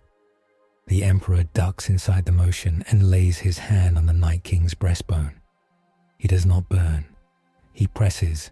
He forces a muscle to remember beating. For a blink, the Night King has a pulse. It offends him. It steals precision. His eyes flare with color that is not permitted. He has to spend attention on being solid. He draws back. The Emperor does not get to enjoy his cleverness. The Night King leaves a present, a hook in the seam. It bites when men stop saying names. It bites harder when the Emperor looks away from himself to save others. It pairs with the flock that is now ash. It will pull when tiredness makes the day honest. Codex note: the Night King strike couples conceptual cold to metaphysical incision. Wounds propagate when attention drops. Damage scales with social recognition, not tissue. Temptation arrives wearing kindness. It tastes like sugar in morning tea. It comes from the fog. No figure, no face. A feeling like tired feet finding warm wood by a fire that will not ask questions. It is precise. It is tailored. It offers him the only mercy he respects, responsibility without pain. Take the forest, the voice whispers everywhere and nowhere, patient as a retired nurse. Wear it, be it. Freeze choices into roads. Freeze men into safety. Give your species a perfect plan. No more surprise, no more loss, no more blame. We will make you the winter that loves. He could thread his light through the weirwood network and turn red sap into golden rules. He could take away the Night King's premise and give the old gods a discipline that saves children and insults nobody's grandfather. He could be perfect and hated and right. He refuses. He refuses because men are not trees, because movement is ugly and true, because he is tired of being right and wants them to be brave. He says no without explaining. He says no knowing it will cost. The cost arrives with a name. The fog shapes a woman's face, the mother of a boy in their escort, the one with the careful hands and the onion carving in his pocket. Her expression is peace and request. She looks at the Emperor with relief. "Let us sleep," she says sweetly. "You can carry us. You always do." He hears the boy's breath change behind him. He feels the hook bite. He could nod. He could let the boy lay down and make this moment cleaner. "Stand," he tells the boy softly, and it is cruel and holy. "Stand with me. I will not carry you. I will walk with you." The face fades. The hook tears. The boy sobs once, then laughs because he knows what he is now. The Emperor's seam widens a hair. His left hand spasms and stays dumb. Price paid. Injury and doubt. He stands in a swamp with his chest on fire with cold, and his allies singing names to keep him visible, and wonders if he is forcing a universe to refuse an easier good, on behalf of a harder one, because he is built that way. He hates that it is a good question. The sacred intervention comes without prompt. The reeds part like respectful servants. A deer steps onto the mud and stands with the patience of old altars. Its antlers are hung with ice beads that ring without wind. Its eyes are green, not the color, the mood. It looks at the Night King. It looks at the Emperor. It bows its head a fraction, approving a choice it did not make. Then it turns and walks into the fog. The fog steps aside. The Night King watches it go. His mouth moves as if chewing a memory of mercy. He chooses to forget. He lifts both hands to kill the moment like a lamp. Ravens spill from nowhere and everywhere, blacker than doctrine.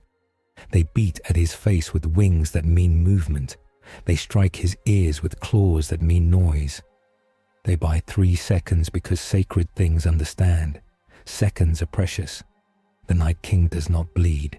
He is inconvenienced, a sin for kings.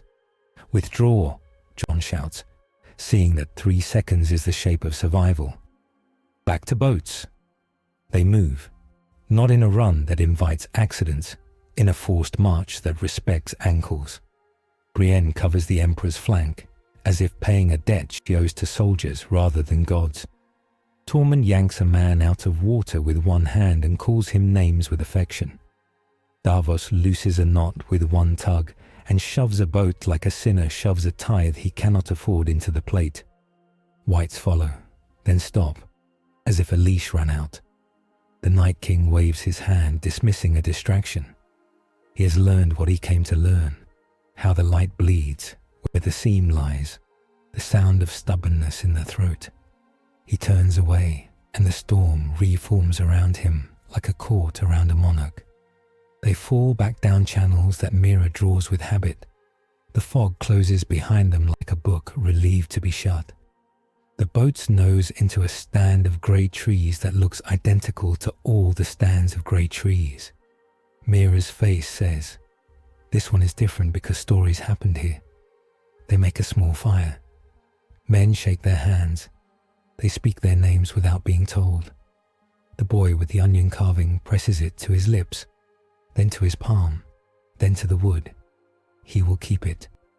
Melisandre bandages the Emperor's useless hand with care she reserves for men who refuse to respect fire. "The wound is concept," she murmurs, testing skin gently, "not flesh. We throw that hand away, and it will limp along behind you anyway." He nods. "The hook will bite when men are quiet," he says. "They must not be. They cannot chant forever," Brienne says. "Voice neither judgment nor defeat." "Then the forest must," he replies. "And I must persuade it." "You lost blood," Jon says, sitting close, eyes on the hand, heart on the seam. "Light blood. Can you make more?" "Yes," he says. "By being seen, by being needed, by doing small work. Then you mend hinges again tomorrow," Davos says, relieved, angry. King's orders. They laugh because laughter is cheaper than prayer and buys similar things. The deer's appearance becomes a story as easily as ash becomes a smudge. The boy tells it with gestures too big. Tormund tells it with gestures too rude. Melisandre listens with hunger and humility both, a rare combination for a priest. In the deep night, the Emperor wakes. The seam gnaws when he sleeps. He walks to the water and looks at a reflection the marsh refuses to give. He speaks to the trees without trying to pretend he deserves answers. "I will not wear you," he says. "I will ask you to move. I will bind my light to your rings as we carry children across a winter that calls itself mercy." The water does not answer. The reeds breathe. A string of ice beads tinks on a nearby branch, with a rhythm that suggests patience, not agreement. Morning brings a habit. Drills. Mira shows them how to sink without drowning. Brienne shows them how to break frozen fingers free from hilts without losing hands. Jon shows them how to hold lines in places where lines don't like being. The Emperor shows a boy how to thread rope through iron. So friction is his friend. He mends 2 brackets. He lifts a sled. He answers a girl's question about whether men can be brave if they're tired with yes, but they need someone to notice it. They approach the green fork, where the neck loosens its grip. The fog thins. The ground decides to be ground. The air tastes of distant cities that do not know what winter is until he comes to write the definition on their doors. They see a bridge of stones that has learned to float. Beyond it, a grove with trunks like pillars, leaves like hands, Faces carved and not carved both.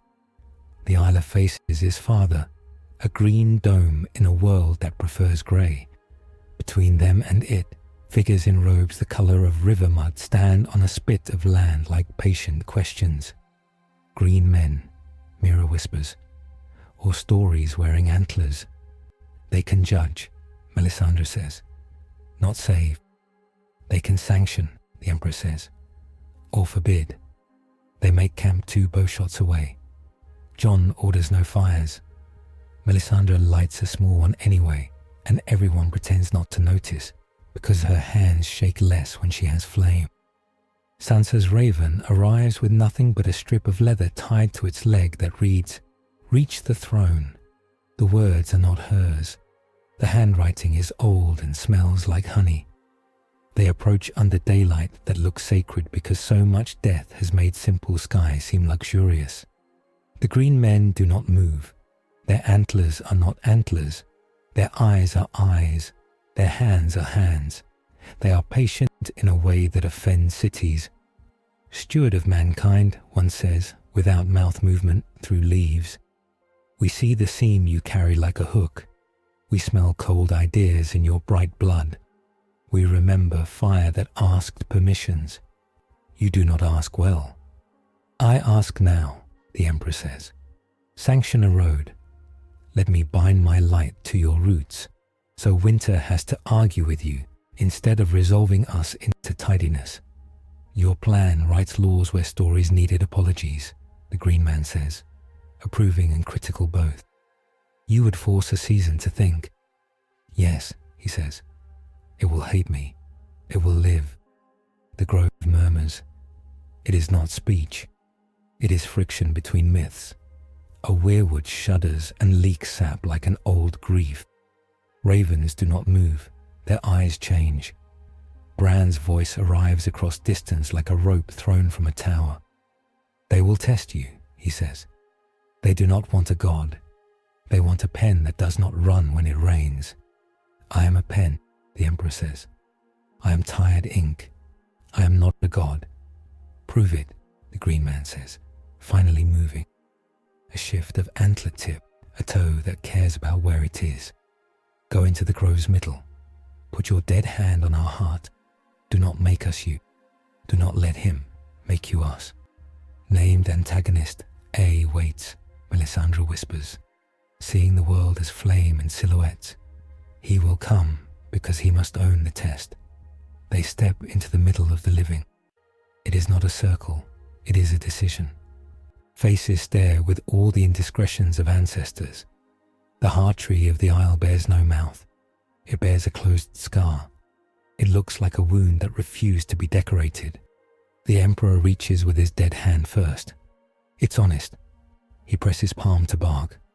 The seam inside him hums, happy to be noticed. The Night King notices that noticing. The air cools. The green men do not stop it. They are judges, not guards. The Night King arrives as a temperature before he arrives as a shape. He steps into the grove without looking up. If he bowed, the world would likely die from the embarrassment. He lifts his hand and winter narrows the conversation to 2 parties. Leave, he tells the Emperor, not aloud. No, the Emperor says. Not allowed. They resume the duel where the swamp left it. This place has opinions. The opinions make both stronger and more polite. The Night King's refusal finds more willing bark to travel. The Emperor's insistence finds rings that like being read. The wound channel opens. The seam tugs. The hook bites. The Emperor's light slackens at the edges where men's eyes would help if they were allowed to look. He binds his light to job words until the bark accepts steward as a respected guest. The Night King brings out a new weapon. He lifts 2 fingers. The faces in the bark smile, not kindly, tiredly. The smiles say, you owe us. They carry all the winters men survived and every excuse they made afterward. They tell the Emperor to let them hold it now. He has done enough. He should let strong trees do strong things. He is tempted because this would work. a regime of patience, a forest that refuses extremes. Humanity would survive, small, tidy, obedient. He could leave. His light could stop bleeding. The seam would heal. He would be forgiven. He refuses. He cannot build a human world where gratitude is indistinguishable from stagnation. He does not shame the trees. He speaks to them the way a son speaks to a father he loves. Stand up and walk. The bark warms a little. The Night King hates it.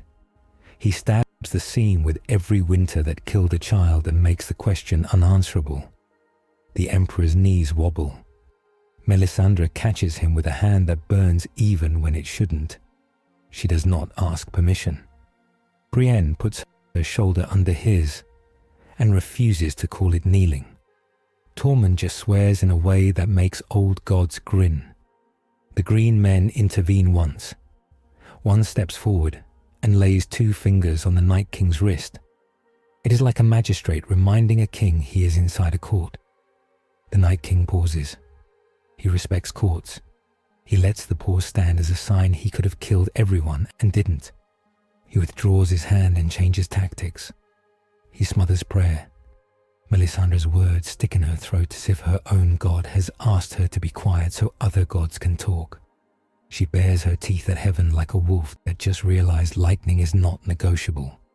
She switches to mundane words. Hold, breathe, count, she instructs. And men obey because counting has saved more lives than faith. The Night King raises both hands. The grove dims.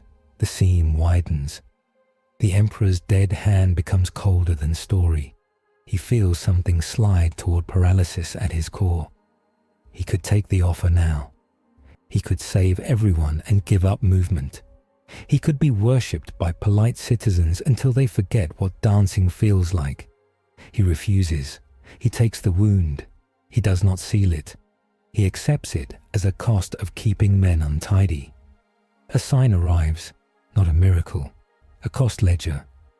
The closed scar on the heart tree opens a fraction and spills sap that hisses where it hits frost. The sound is pain making a down payment. The sap's steam smells of meat cooked on poor wood. The green men lean in, not in affection, in jurisprudence. They nod once. They cannot help him. They will write what happens. He pushes. He threads his light along red through white and teaches a ring to remember laughter that hurt. The Night King pushes back and teaches the same ring to remember relief that killed. The ring cracks. The crack is not a break. It is a hinge. He speaks through it. Movement, he tells the grove. Even when it offends dignity. The grove accepts one clause. No stillness called mercy in winter. It is specific. It is lawful. It is infuriating to tyrants. The Night King draws back as a man does when he cannot win with honor and despises the word. He points at Brienne. He points at Tormund. He points at a green man. He shows what he can still do. Pick pieces off until the whole collapses. The Emperor pays the refusal cost. He throws his light like a net to cover the 3. The net frays in the seam. The hook bites through. His dead hand becomes numb up to the shoulder. His name thins for the span of 3 heartbeats. Brienne's jaw sets. Names, she barks hoarse. Say them. They do. The green man says a name none of them can pronounce. The world makes room for it anyway. The Night King looks like a disappointed tutor. He fades. He does not walk away. He becomes a pressure elsewhere. He leaves behind frost on work that now obeys a modest clause the Emperor bought with future pain. The grove breathes. The green men look very old. One hands the Emperor a wreath of winter leaves and late berries. It is not a crown. It is jurisdiction. Sanction, the green man says. Boundaries. We do not bless. We permit. We expect regret. We will deliver regret, the Emperor says. We will keep children unnecessary to the dead. They leave before the grove changes its mind. The seam throbs. The hook tugs. the deer returns long enough to judge their backs. It approves again, with sorrow. Approval becomes a wind that helps a rope catch on a boat. On the bank, Arya waits with wet hair and a sword that still does not fit her hand. She spits water, wipes her mouth with the back of her wrist, and looks at the wreath with contempt for ornaments and respect for work. "You keep picking fights that stain everything," she says to the Emperor. "Yes," he says. "Good," she answers, then looks at Jon and grins like a wolf that found dinner. The reunion is short. Happiness buys them 20 breaths. They spend them all. They turn south by west to shake pursuers and to make the next fight not on someone else's terms. The Night King refuses to be patient. He has learned that patience gives the living room for ideas. He sends an ice wind trimmed into a razor and a group of wights knotted together by rope and malice so they cannot be shoved apart. The escort fights tired. They win ugly. Arya moves like an oath's answer. Brienne moves like a law's compromise. Davos moves like luck learning new tricks. Tormund moves like a snowdrift with an opinion. The Emperor moves like a man with one hand and a debt. They return to Winterfell with sanction and wounds, and one clause the enemy did not want written. The walls look more like a people than a fort. The anchors hum with a new honesty. Men sleep with their names chalked on their shields. Children draw the deer in charcoal and hang it by hearts with the respect they don't perform for lords. The war council is short, because decisions are already walking. Jon lays the wreath on the table as if it is a tool. Sansa touches the berries and is careful not to make food into symbol by accident. Davos reads a message from White Harbor about ships with no crews in the bight that refused to rot until someone said a name aloud over them. Melisandre says, "The pyres will have to be hotter, and the wood will not cooperate." "The Night King can hurt you at will," Sansa says to the Emperor, in a privacy stolen behind a post. "Can he kill you?" "Yes," he says, "if I let the world stop expecting me." "Then we will keep expecting you," she says, "even when we hate you." "I accept the terms," he replies, and it is the sort of joke that is a vow. The faceless child watches him bandage his own dead hand with interest that looks like love. "When you die," she says without cruelty, "I will take your name and put it where it cannot be ruined.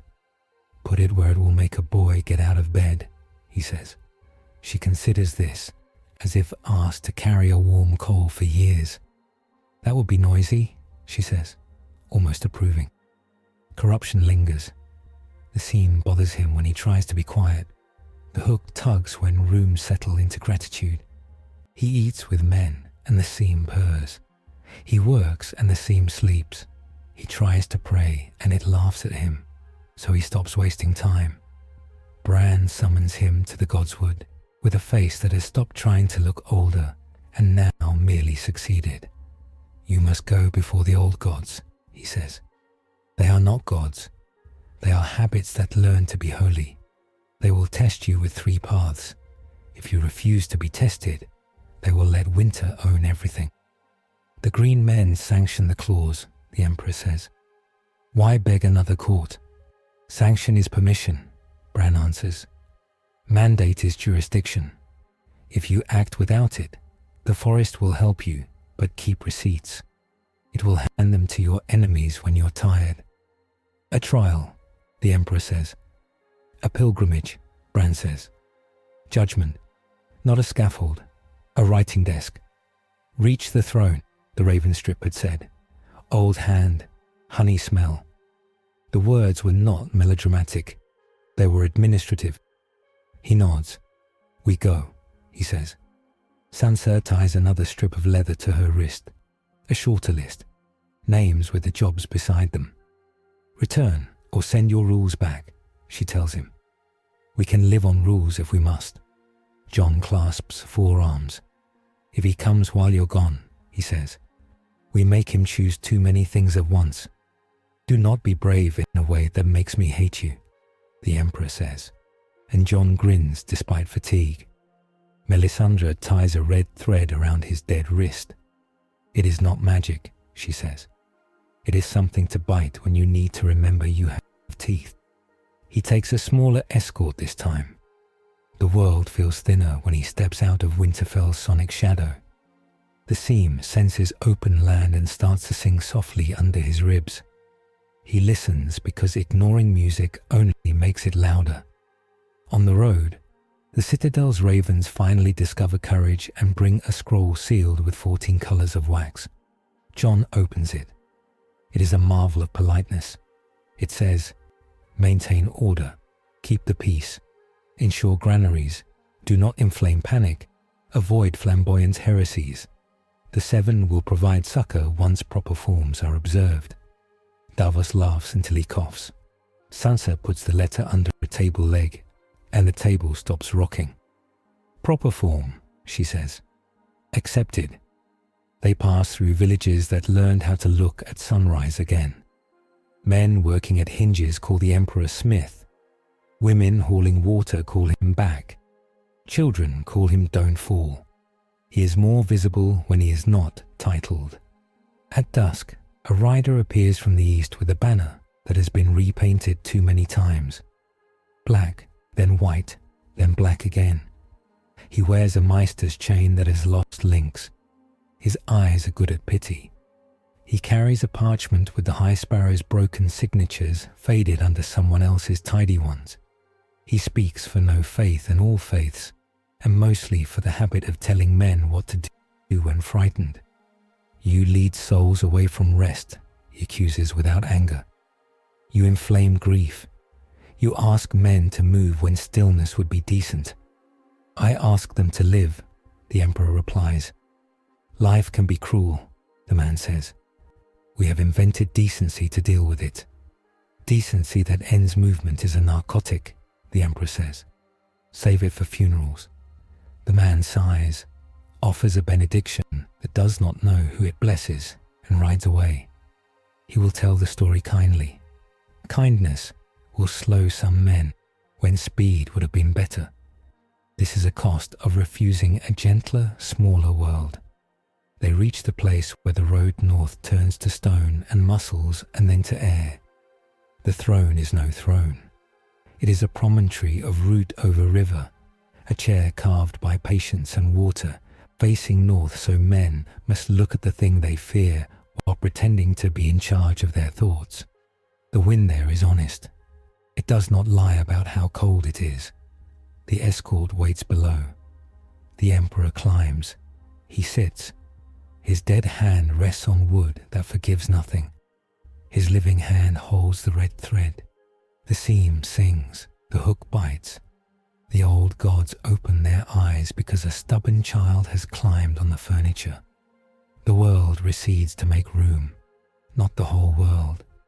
Enough that he hears more clearly the arguments that make it.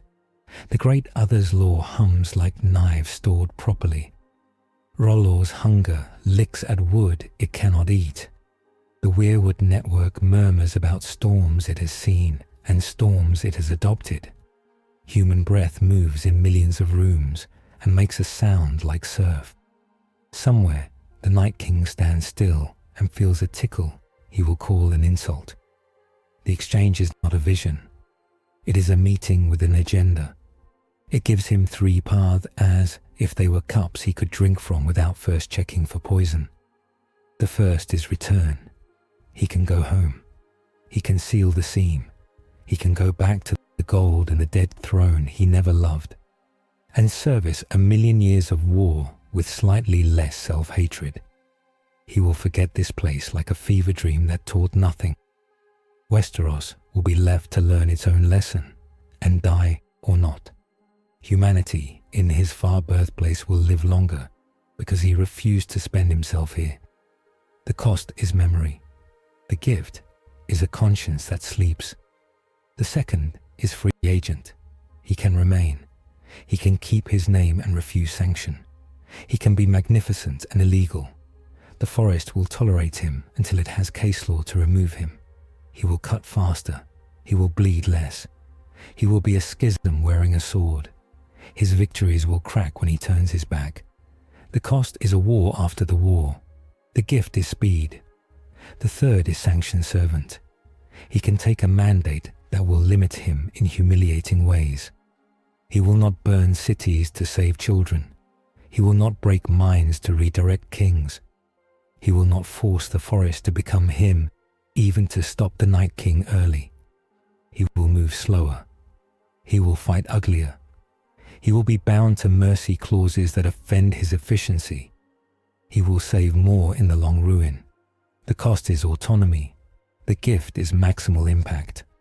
The voices that offer these are not kind. They are clear. The clarity is respect. The throne does not try to flatter. It tries to settle precedent. The temptation slides through the questions again. It would be so clean to go home with a seam sewn and a conscience tidy. The hook pulls as though agreeing. The red thread under his fingers bites. He smiles despite the frost. He's happiest when told he cannot and must. The deer arrives to the riverbank below, favors its left foreleg, and drinks. It does not look up. It does not need to. It approves from the side. Above, ravens wheel exactly once, because one is a number that believes in decisions. He looks north. He thinks of Winterfell being noisy on purpose. He thinks of Sansa's wrists with their lists. He thinks of Jon walking lines until they become roads. He thinks of Davos teaching knots to boys. He thinks of Brienne's blade refusing poetry. He thinks of Arya's mercy wrapped in murder's clothes. He thinks of the child with the coin learning how to keep a name in a way that makes a person move. He thinks of Bran sitting perfectly still and making the world a little less inclined to sleep. He chooses. The choice hurts. It tastes like iron and grown vegetables and bad wine and old friendships and promises that are not new enough to be inspiring. It tastes like marriage to a hard task. It tastes like vows that end with chores. He speaks the choice aloud to nobody and the throne that is not won. Winter listens because it has to. The forest listens because it chose to. The great other listens and is bored. Aralor listens and is insulted. Humanity listens and will not remember until it is tired. A recap trails him down from the promontory like a cloak. He has fought the patron directly and bled in a place where law writes itself. He has refused a perfect plan to protect a flawed people. He has received sanction with strings that will become whips if he forgets mercy. He has a mandate to go further into winter, to pull a god's face into a courtroom. He stands. The seam burns. The hook tugs. The thread holds. He is bound on purpose. He has work. They leave the throne of root and river with sanction riding low in their sled like a tool too heavy for ceremony. The seam along his self sings under bandage and frost. The red thread bites his wrist when carts jolt. Brienne rides close enough to shoulder him without anyone naming it. Tormund sets jokes on stakes along the road to keep wolves and despair shy. Melisandre walks, counting under her breath. Each number a coal she will not throw away. They pass a flooded chapel where reeds lean through broken saints. Inside, sisters tend a boy whose legs have learned to be winter too soon. A maester with a chain missing 2 links leeches a man who cannot stop shivering even near fire. The emperor sets a broken finger with hands that never shake, not because he is sacred, because he has done it too many times. He asks the boy his name. When the boy says it, the seam eases. Melisandre watches and does not pray. Davos brings bread stolen from his own dinner and calls it attired to a different god. Common sense. Your seam opens when you sleep, she says later, by a fire too honest to flatter. Your light fails at the edges where rooms go quiet. Then I must fill rooms with work, he replies. Or with dogma, she says, smiling like a cut. Dogma makes noise without effort. Dogma taxes the future, he says. Work pays the debt. She nods, teacher satisfied with an answer she hoped to hate. On the third day, heat appears in winter like a rumor that thinks it deserves respect. The sky bleaches, snow hisses, a glow finds them from the southeast like a festival getting ideas about being a purge. They crest a rise and find a procession on the old King's Road moving north against the world. Red banners with flames, brass censers smoking cinnamon and justification. Men in crimson leathers and bare arms painted with letters that can bite. At their head, a woman in lacquered red with hair like a new wound and eyes like polished coal holds a staff tipped with a lens made of black glass. It hums in a key that makes confession feel easy. Behind her walks a man with a blade of heat that does not flicker, neither looks cold. Aurelio's high adepts, Melisandre murmurs, throat tight. Kinvara's river chapter. They have made a weapon out of doctrine.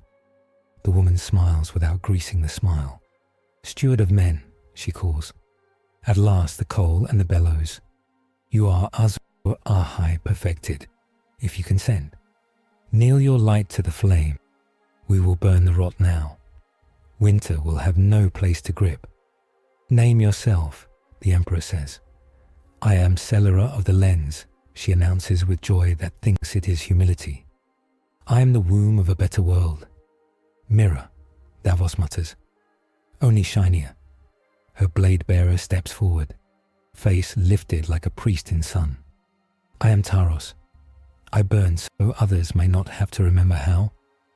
Brienne flares nostrils and adjusts grip. He's fast, she says. Like me without sleep. Celera lifts the lens. Sun threads it into a tight rope that does not warm. It cleans. She swings the rope lazily across the ditch, and the reeds on its path stand charred without smoke. She laughs. Happy a new toy works in public. Burn Winterfell, she says simply to the Emperor, as one might suggest salting a pot. Sacrifice one city to cauterize a continent.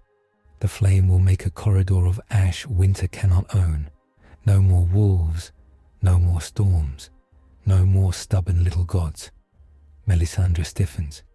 He has a different line, she says quietly, as if pleading a case to a judge she doesn't respect. A lower line, Celera corrects. Mercy that leaves rot alive. The Emperor measures the lens glow and the blade hum and the faces of people behind them who want to stop paying for anything with anything. You worship outcome without loving people, he says. You make a weapon that kills duty and call it grace.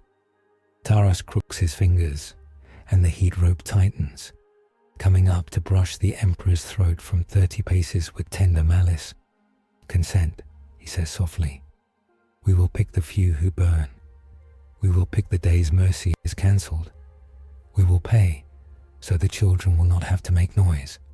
Brienne steps between the rope and the throat, her blade moving like a sentence that has to be short to be heard in a riot. The rope kisses steel and the steel smokes, not fire, shame. She grunts and shifts weight, absorbs doctrine with meat. Tormund laughs once. You talk pretty for a butcher, he tells Taros, and hurls his axe the way a farmer throws a rock at a boar trying to become a god. Taros catches it on the flat of his heat blade. The axe head glows cherry, then goes dull, dead, ashamed. He tosses it back without looking to see if Tormund catches it. Celera's lens hums higher. The rope widens. It is an argument belt. It cinches the escort. Names thin. The seam bites. The red thread burns his wrist without heat. Names, Brienne snaps hoarse. Left to right.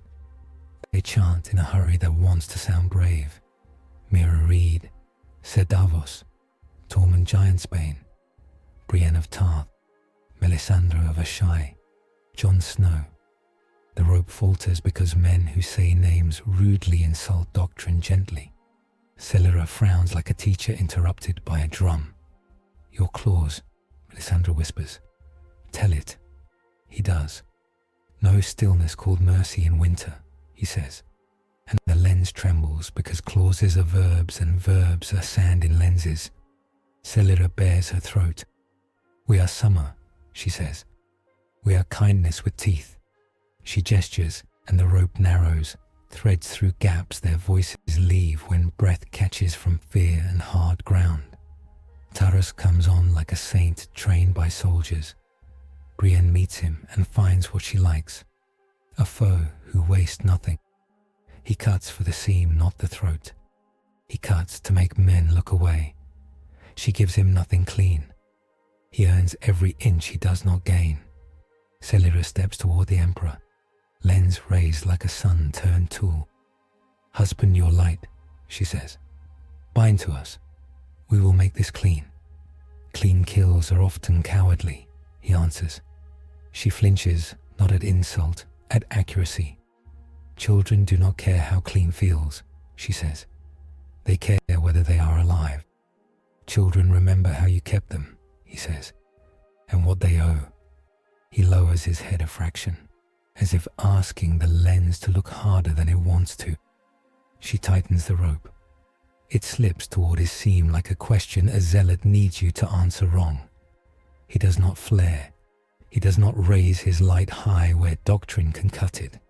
He spreads it low, wide, dirty. Imperfect light, scattered by work and bent by humility. The rope hits humility and finds nothing to grip.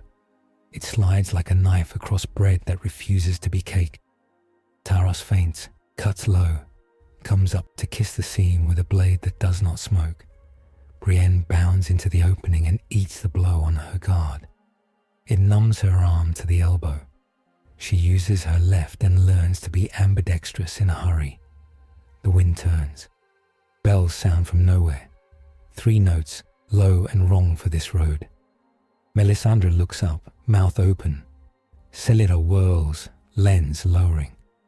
Taros steps back a hair and looks offended, as if the sun has interrupted perfectly good arithmetic. "Bells," Melisandre says, voice thick. "The city calls judgment. Reach the throne." Selira hisses because she wanted to win before being civilized. She looks at the Emperor with something like love and more like grief. "We will watch you fail whom you came to save," she says. "We will keep your conscience.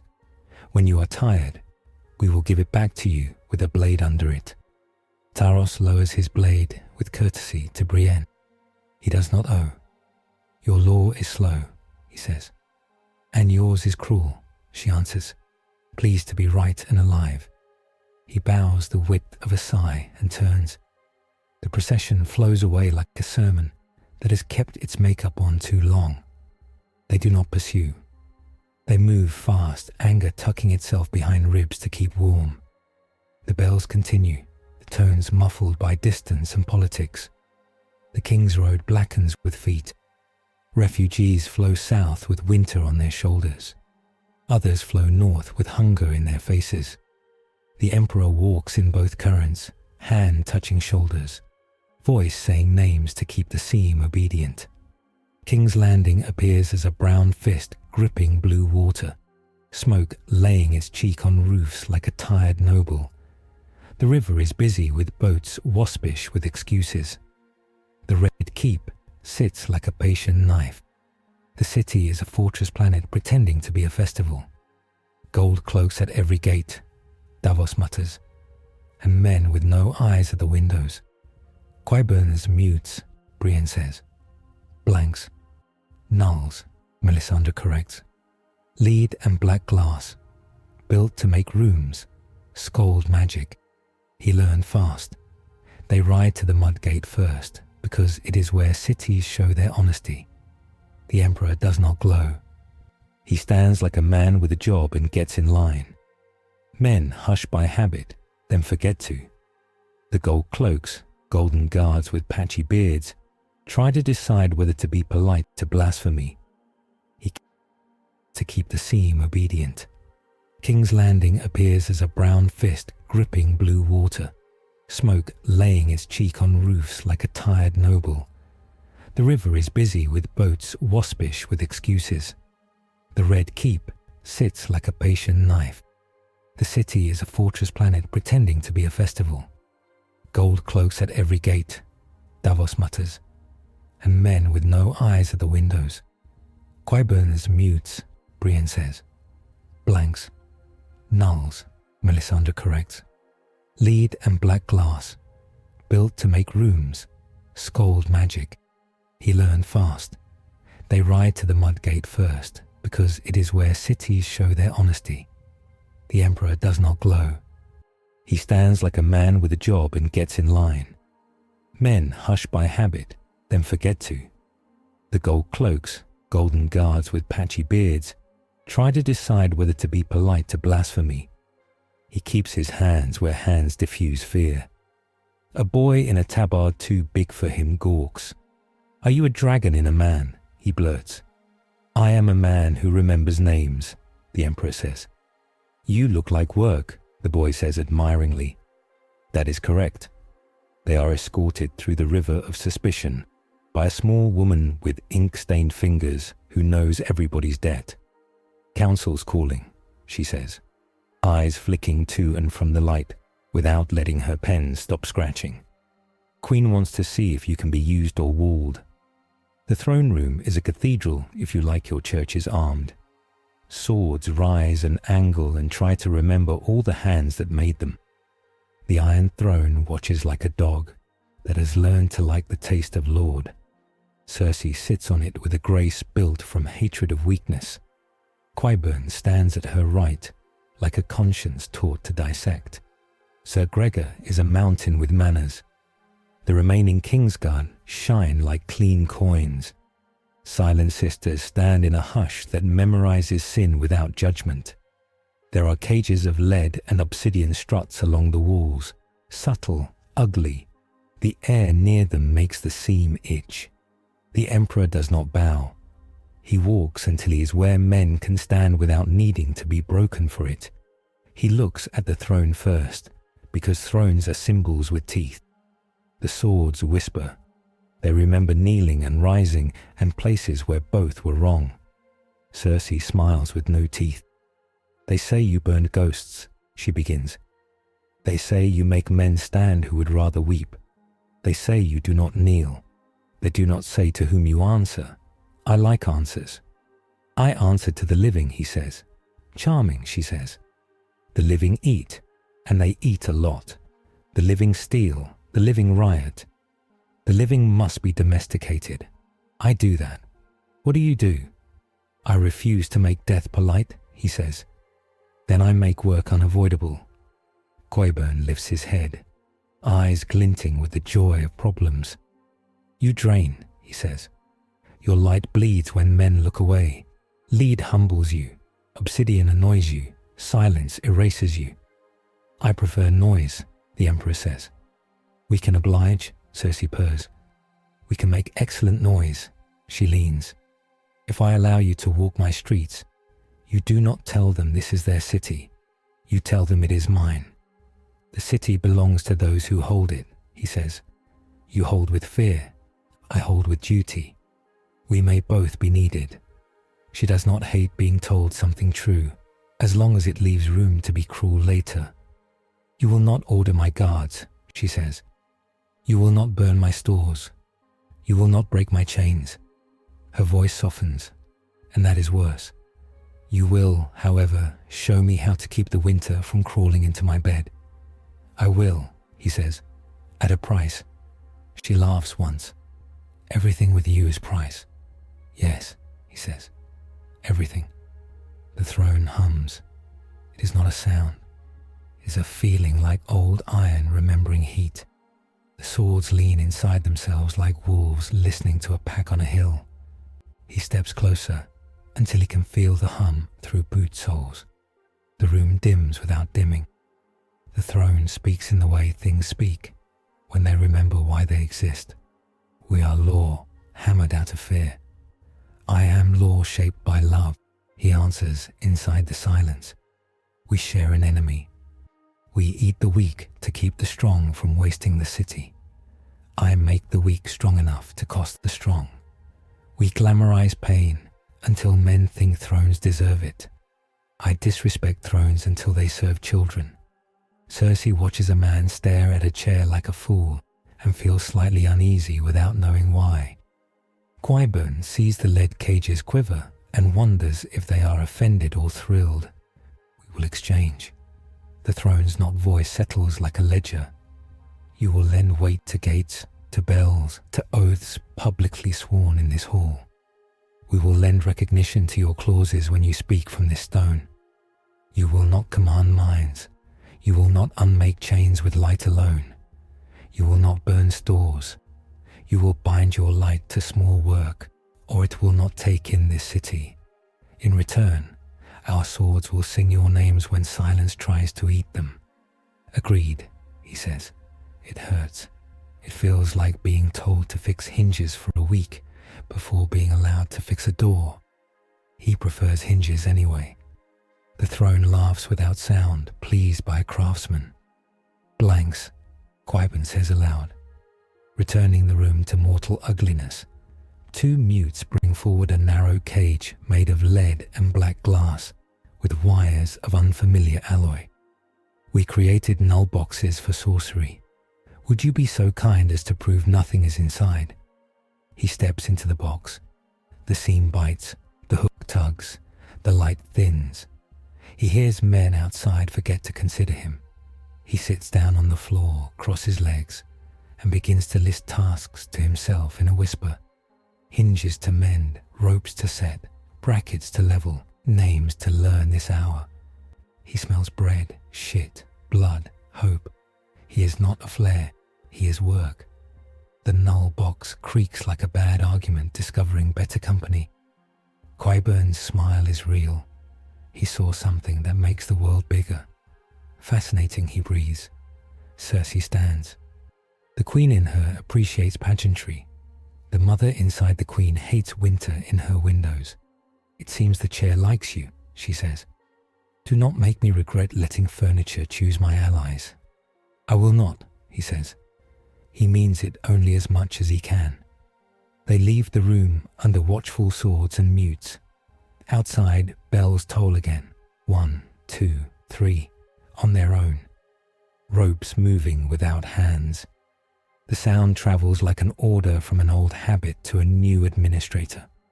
People look up and remember they have names that matter to more than their mothers.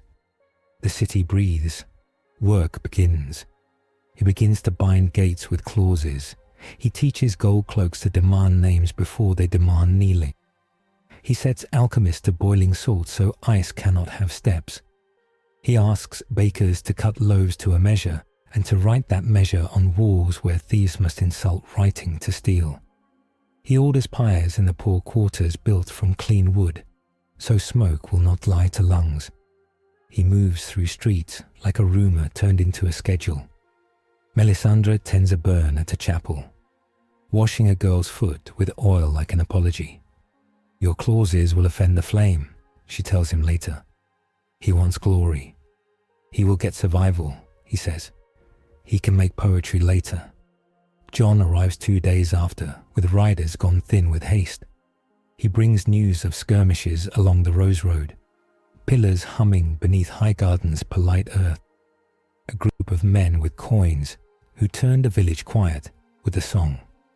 Arya arrives later with a bruise under one eye, shaped like a lesson. Sansa's letter arrives daily, a strip of leather with 3 lines. Who ate, who worked, who watched. They debate under the stained glass shadows of a sept rebuilt halfway. Davos spreads a greasy map and sets beans for men and salt for gods. Brienne reports swords and posture. Melisandre reports omens and their rude refusals. The Emperor listens more than he speaks, which means he is not a king. What of Daenerys? Jon asks. Because dragons are summer's version of order and chaos, and men always think they can hire weather. Across the sea and a season away, Davos says. If the wind likes us. In the air when she is ready, Melisandre says. Not before, not by your calendar. We cannot hang our defense on wings we do not own, Sansa's letter says. Readable even with grease. We choose the tools in our hands. We accept that nothing with teeth will love our rules for long. Brienne looks at the null box in the corner, at the lit struts, at the glass that makes priests itch. These will hold truth as easily as lies, she says. We must decide who locks doors. Put them under public oath, the Emperor says. No secret cages. If someone must be silenced, we make the silence pay a tax in shame. He watches Qyburn's face go thoughtful. He has not been told to feel shame in a long time. He is curious about what it tastes like. They leave King's Landing with oaths sworn, bells shared, and a city that will slow winter by refusing to be timid. The throne gives him nothing he can eat and everything he can spend. The seam throbs less in crowds that swear. The hook bites deeper when alleys go quiet. Midway north on the King's Road, Miraphobie returns, because zealots do not wait to be invited. Celera of the Lens meets them on a ridge where the sky is wide and honest. The sun is a blade, the air quarrelsome. She has sharpened her lens with patience and contempt. Taros walks with bare feet that do not mind frost. I thought the bells sent you away, Davos says. They called us to witness your cowardice. Celera answers, pleased. You left a city intact that would have made a perfect moat. People live there, Brienne says. People die everywhere, Celera says. Where they do not, rot thinks it can vote. She lifts the lens. It hums in the key of confession again, louder. The rope of light it sends is narrower and meaner. It aims at the seam immediately, having learned not to show off first. The Emperor answers with law instead of brilliance. He sets anchors along the ridge with iron plates borrowed from the road's mile markers.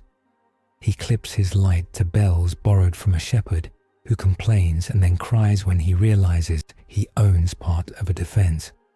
He binds clause to clause, no stillness called mercy, no false peace at gates, no fire for prophecy.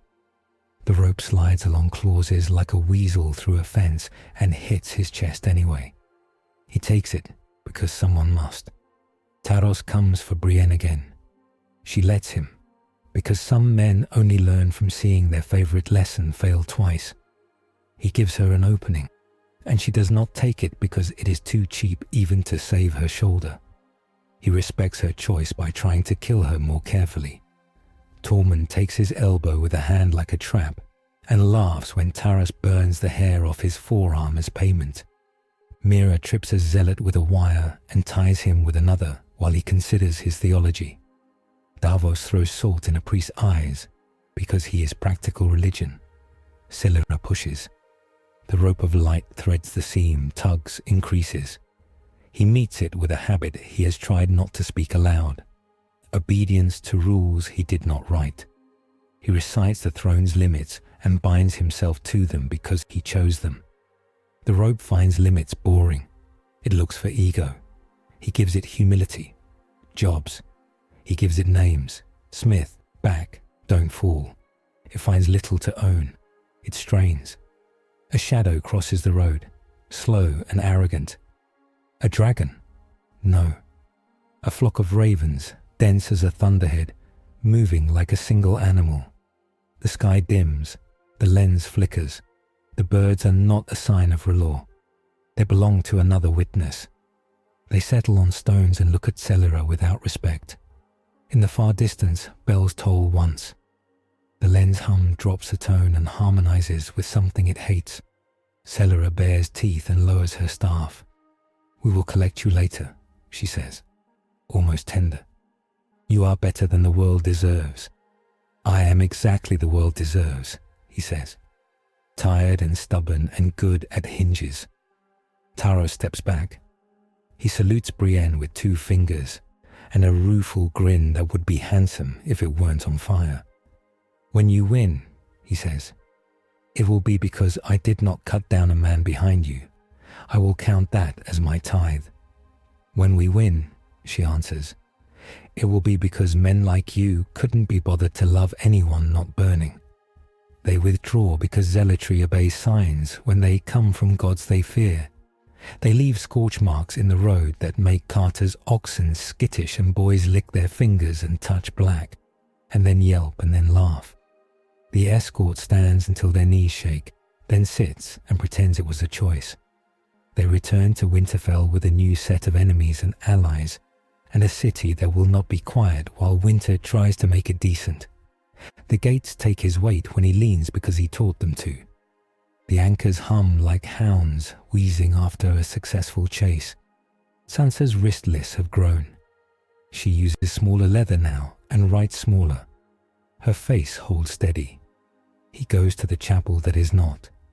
The Medici that is a room with water that is not clean and cloth that is washed anyway.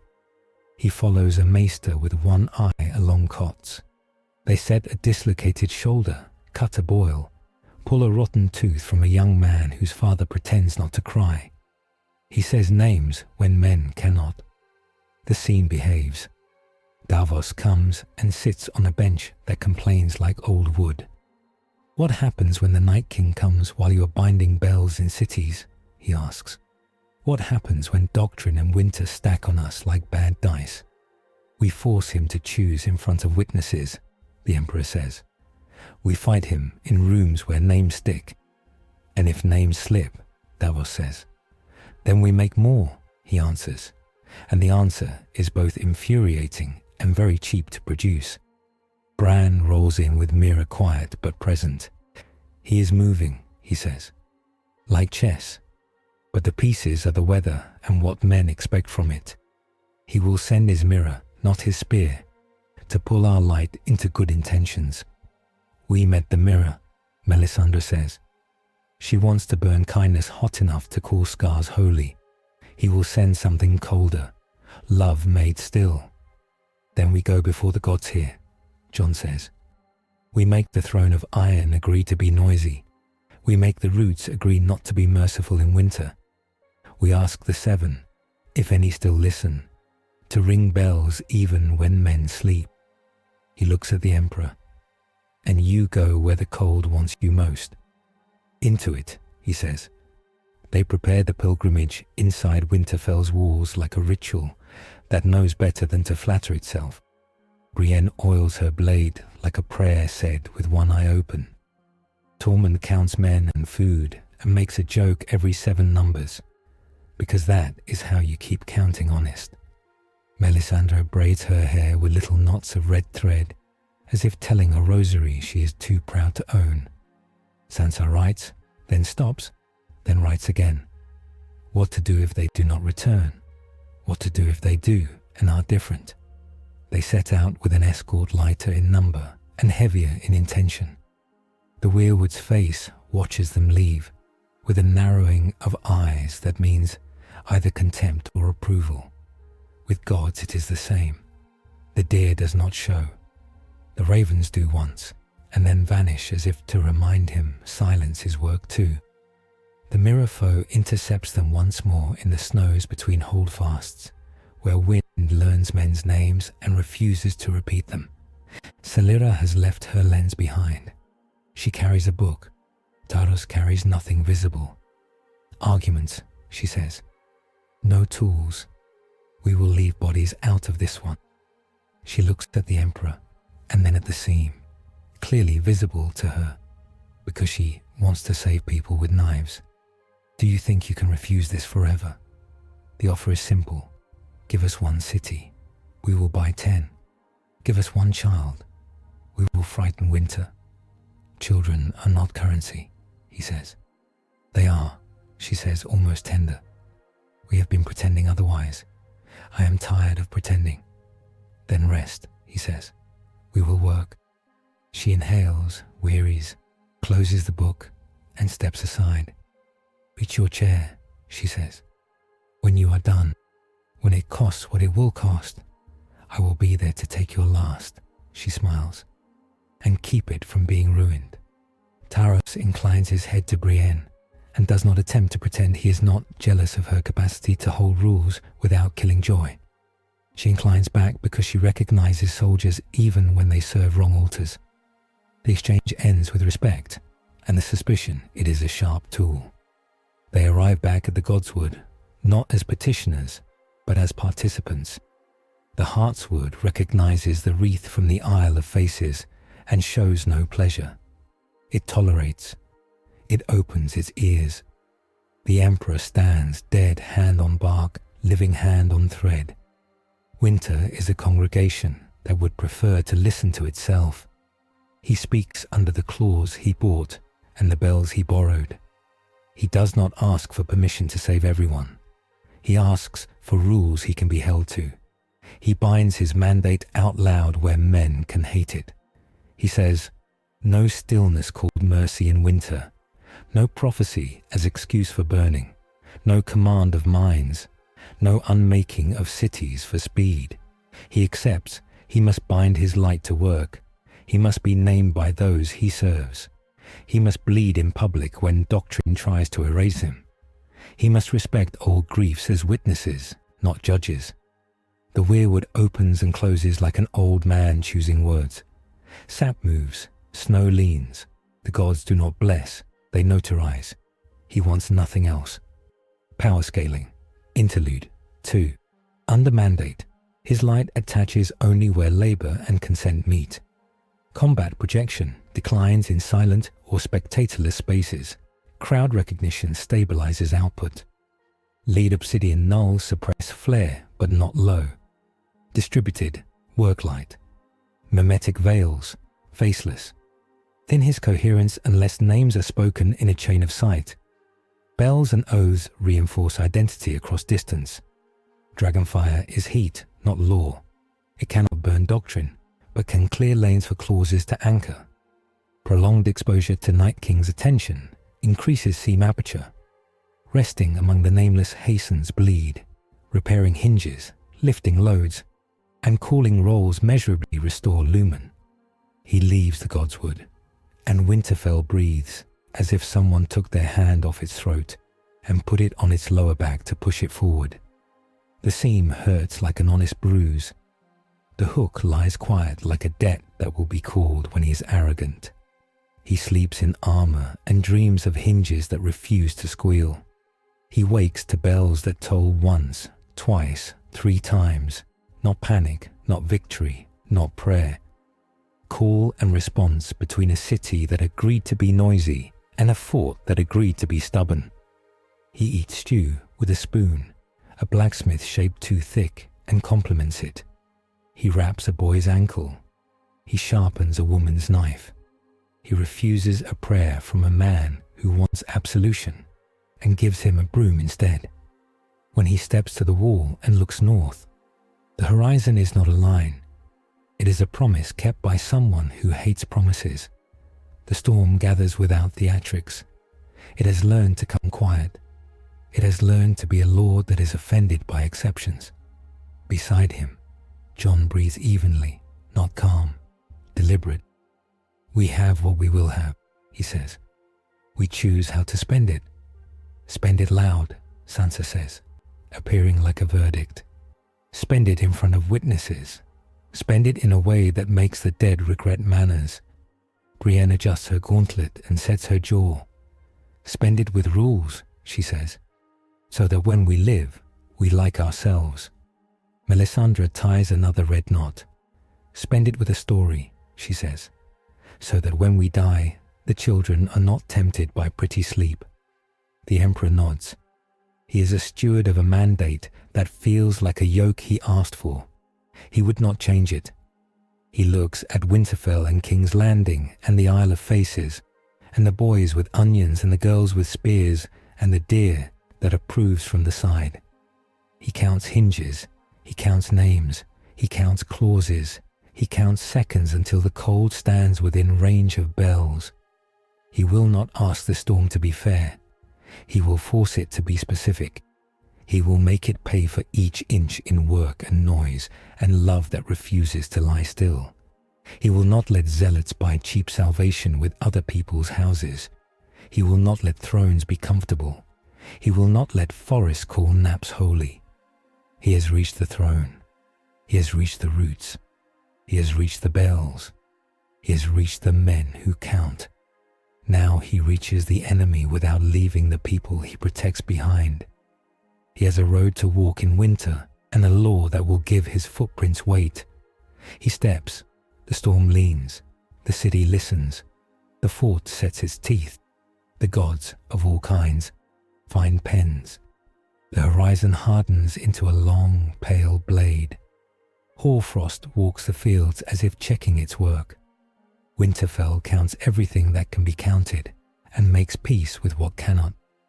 The bells in King's Landing mouth their clappers twice at noon without any hand pulling them.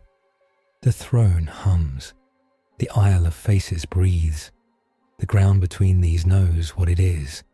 A corridor where something must be decided and cannot be postponed again.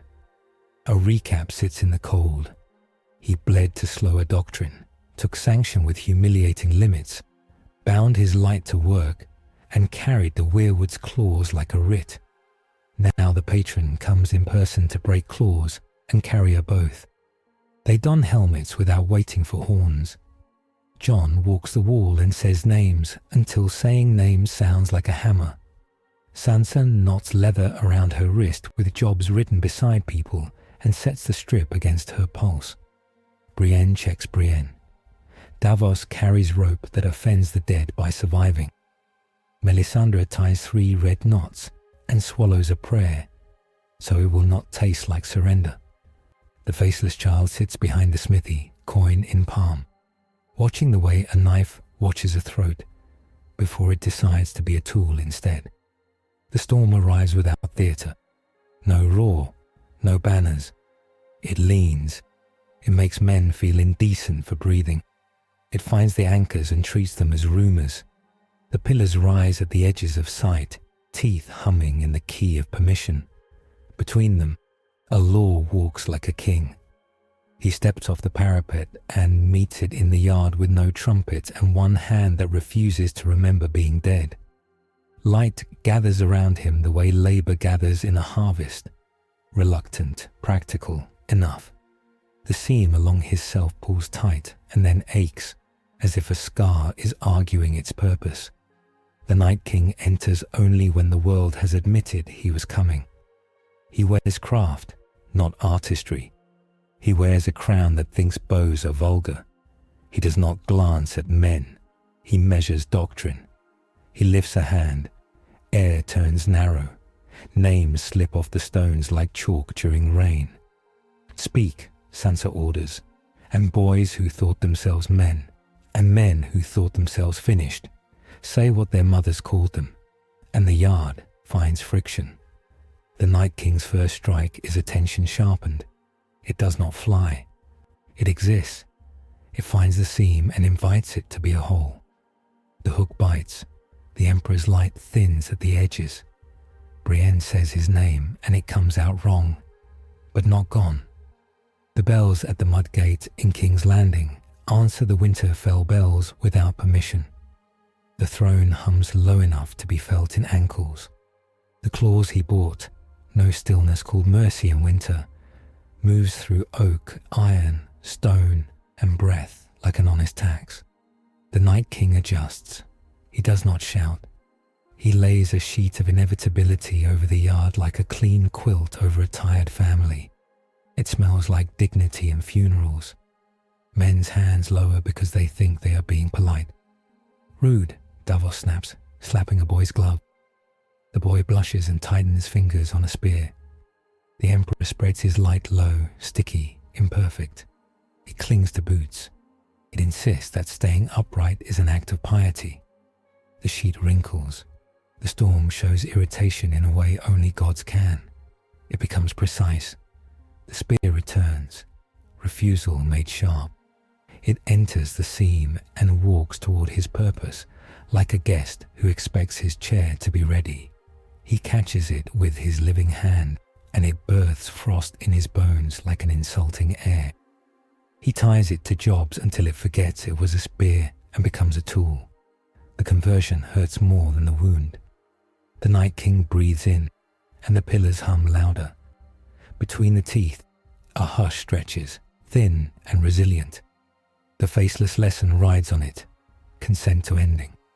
For a blink, the yard becomes the house of black and white. For a blink, mercy smells like sweet water in a hot room. The coin flips in a small hand by the smithy and lands on the face that has no face. The child looks at it and chooses to keep her eyes open. Selira of the lens appears on the ridge with Taros like a verdict late to its own trial. She raises her staff and does not swing the rope. She watches. She is here to say, "I told you so," with a flame when the city must be burned. The red knots on Melisandre's wrist burn the skin under them, and she leaves them there to learn. The Night King raises both hands. The claws resist. The bells resist. The yard remembers how to be a wall that wants to live. He makes a fist. Doctrine tries to crush exceptions. The seam widens a hair, and light pours like water under a sill. Time stops trying to be honest for a breath. The old gods, the throne, and something that approves from the side pull him sideways by the collar of his will. The yard blurs. The storm waits to be told it is still a story. The place he stands is not place. It is a room where you are only allowed to think. 3 paths sit on a table with no edges. Return stands in front of him, wearing gold that does not reflect this sky. It offers sealed seams and unspent light. It offers the relief of being needed somewhere else. Faces he has loved and will outlive keep their distance in the offer as a courtesy. The price is forgetting this place as if it were a fever. Free agent leans, beautiful and fast. It offers overdue victories bought with later wars. It offers a clean conscience and a dirty ledger.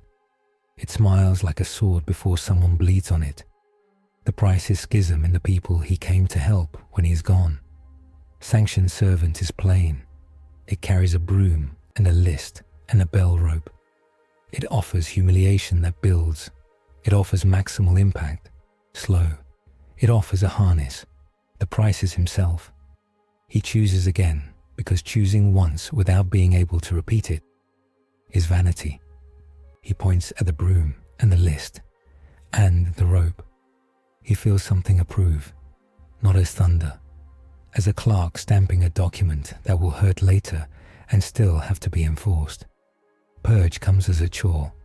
He cannot cut the hook. He can starve it. He can weave bells and oaths and job words through his teeth until it finds the taste of him unpalatable. He can add iron filings to his light. The filings snag doctrine like burrs snag robes. He can lay red through gold, sap veins through geometry, until his light carries movement as law instead of spectacle as charity. The room lets him go, because rooms do not want to have to explain. He sucks air that belongs to men who are not gods. The spear inside him remembers it has points and tries to be noble. He forces it to be honest and dull.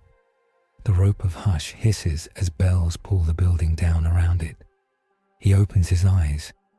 The yard looks back as if it has been watching him longer than he knows. Now, Jon says, because even kings do not lead fate, they keep time for it. Now, before it learns new tricks.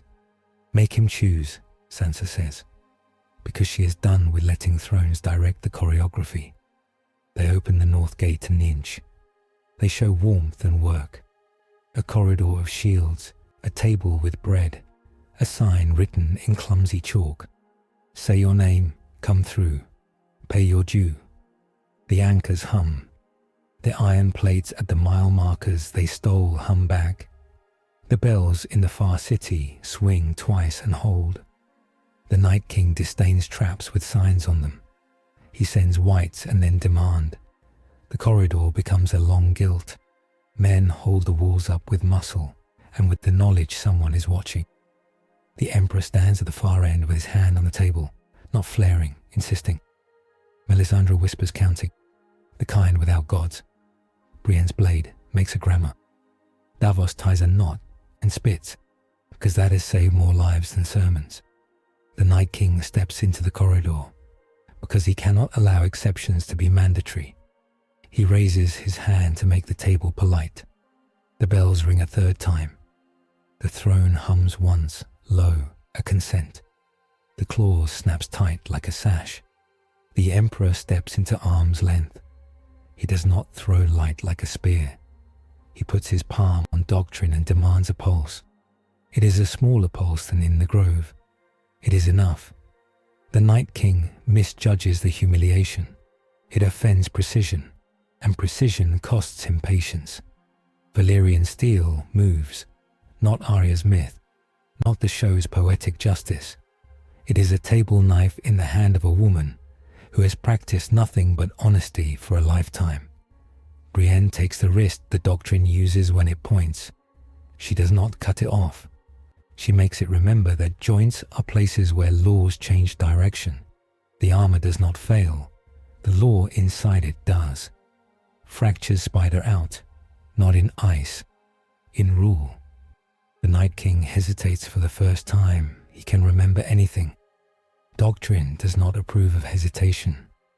The pillars drop a note. Whites lurch as if their leashes slipped. Arya hits a rope with a knife and turns a leash into a trip line without killing a dog. Mira pulls a man through the chalk sign and shouts his name into his own face. He says it back, and it costs him nothing and buys everything. The Night King tries silence again. The bells answer with a rhythm lifted from markets. King's Landing's gold cloaks, under orders sworn on the throne in front of citizens, enforce a ridiculous decree. Every time the bells ring, someone must shout the name of someone else within arm's reach. The city obeys because it is nosy and wants to gossip. The sound crosses distance through iron, through oaths, through a clause notarized by trees that hate giving permission. The faceless hush burns like fog under sunlight, too low to be called kind. The coin sits warm in a child's hand. She flips it. It shows the face. She closes it in her fist. Not today, she says. Not like a catchphrase, like a schedule. She goes to carry water. Zelira lifts her lens, hands trembling with the appetite to cauterize. Taros looks at Brienne. He could cut. He does not. The ravens arrive the way they should, rude and free. They break the aim for a breath. She lowers the staff with a hiss that is grief and rage and respect mangled together by the need to be certain. I will collect you, she says to the Emperor. Later. Later is a mercy I accept, he says. The Night King makes his last mistake, because all patrons share one flaw. They think men are the only ones listening. The deer steps to the edge of the yard and does not bow. It stares. The old gods permit scorn that is not quiet. The throne allows bells that are not for execution. The air does not consent to inevitability. Doctrine finds itself in a room with witnesses. It must choose whether to break the clause or obey and become small. He shoves light through his own seam as if he will split. He doesn't. The iron filings sing. Red through gold bites winter's tongue. He demands a heartbeat again and gets a stutter. Brienne leans in and gives it a reason to keep time. Her blade is a metronome that has never been wrong. Jon's voice owns the count. Sansa's gaze turns mercy into a job.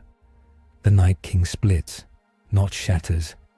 Portions of him remember their assignment and refuse dissolution. Portions remember being human and run toward that memory and dissolve in shame. A portion retreats to the far white without admitting it will need the world's permission to return. The pillars fall like tired teeth. The hush fails to call failure victory. The corridor fills with men who have chosen to be loud. Whites do not explode. They sag.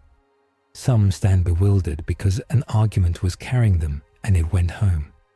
Some keep trying because hatred does not need a patron when it is fed properly. Dragonglass speaks politely. It works. The seam stops singing. It hums like a line men are meant to hold. His left hand feels like a tree root, cold, alive, veined. He flexes, and it answers. It will never be what it was. It will be enough. After, there are always bodies, They are heavier because names stick to them and will not be shaken off. The yard becomes procession without fanfare. The living carry the newly dead with a rudeness that refuses to apologize. The pyres burn hot and honestly. Melisandre stands with her palms open, not asking for anything, giving heat to a job. The council meets because that is how victory survives dawn. Jon does not sit. He leans on a table that has learned it is a church when it must be. Sansa spreads leather strips until her wrist looks bare and wrong. Brienne sets her blade down and lays her right palm on the flat, oath posture. Davos stands by a window and looks at weather like a book he keeps failing at, but keeps reading anyway. The faceless child dresses a bruise with vinegar and does not grin when it hurts. "We will write it," Sansa says. Not a king's speech, a town rule. Stoke fires at dawn without asking gods for permission. Ring bells on orders only. Count names, then count bread. No stillness called mercy in winter goes on doors that want to be shut. No burning for prophecy. Null boxes only under oath where witnesses can spit. No mind orders. Work first. Wonder later. Mercy earned with duty. Add, "We do not end uncorrupted mortals," Brienne says. Voice that makes bad men check their wrists for irons automatically. We disarm and press into service. If they will not be pressed, we lock them where people can see the locks. Add, "Bells are not for terror," Davos says. They are for counting time and cows and the dead. If a lord rings them to frighten, he must stand under them while they ring again. Add, "My fire will not eat children," Melisandre says, ashamed and relieved to make the words. "Nor will it bless sleep. It will cook, and it will warn."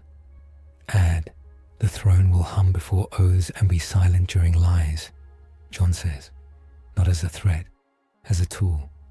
Add, "Names must be said over every bridge," the faceless child murmurs, surprising herself. Even when no one is there, especially then. They look at the Emperor. He nods once.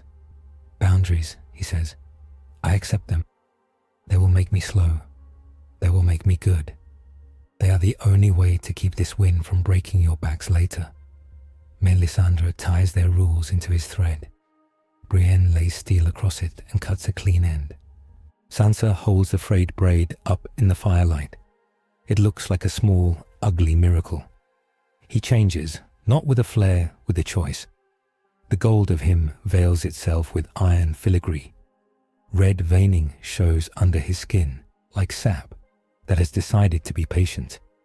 When he moves, a sound like a small bell hides in the motion. On his breastplate, the double-headed bird lowers one head and lets a stylized leaf sit between necks. It is not a crown. It is an admission. Sanctioned, Bran says at the door. Voice as old as when the first oath was said, where it could be heard. Under watch, under law, under love, Sansa says, because she refuses to let law have the last word. They read the law aloud in the yard. Jon reads it like a man who hates reading aloud and does it anyway, because boys he knows are listening. Sansa repeats each line with the voice kings used when kings were useful. Brienne speaks the clause against stillness, as if holding a shield. Davos adds, "Pay your due," because that saves arguments later. Melisandre swallows burn and says warm. The faceless child says names, and it sounds like a new kind of coin. The city to the south rings bells on purpose and by accident.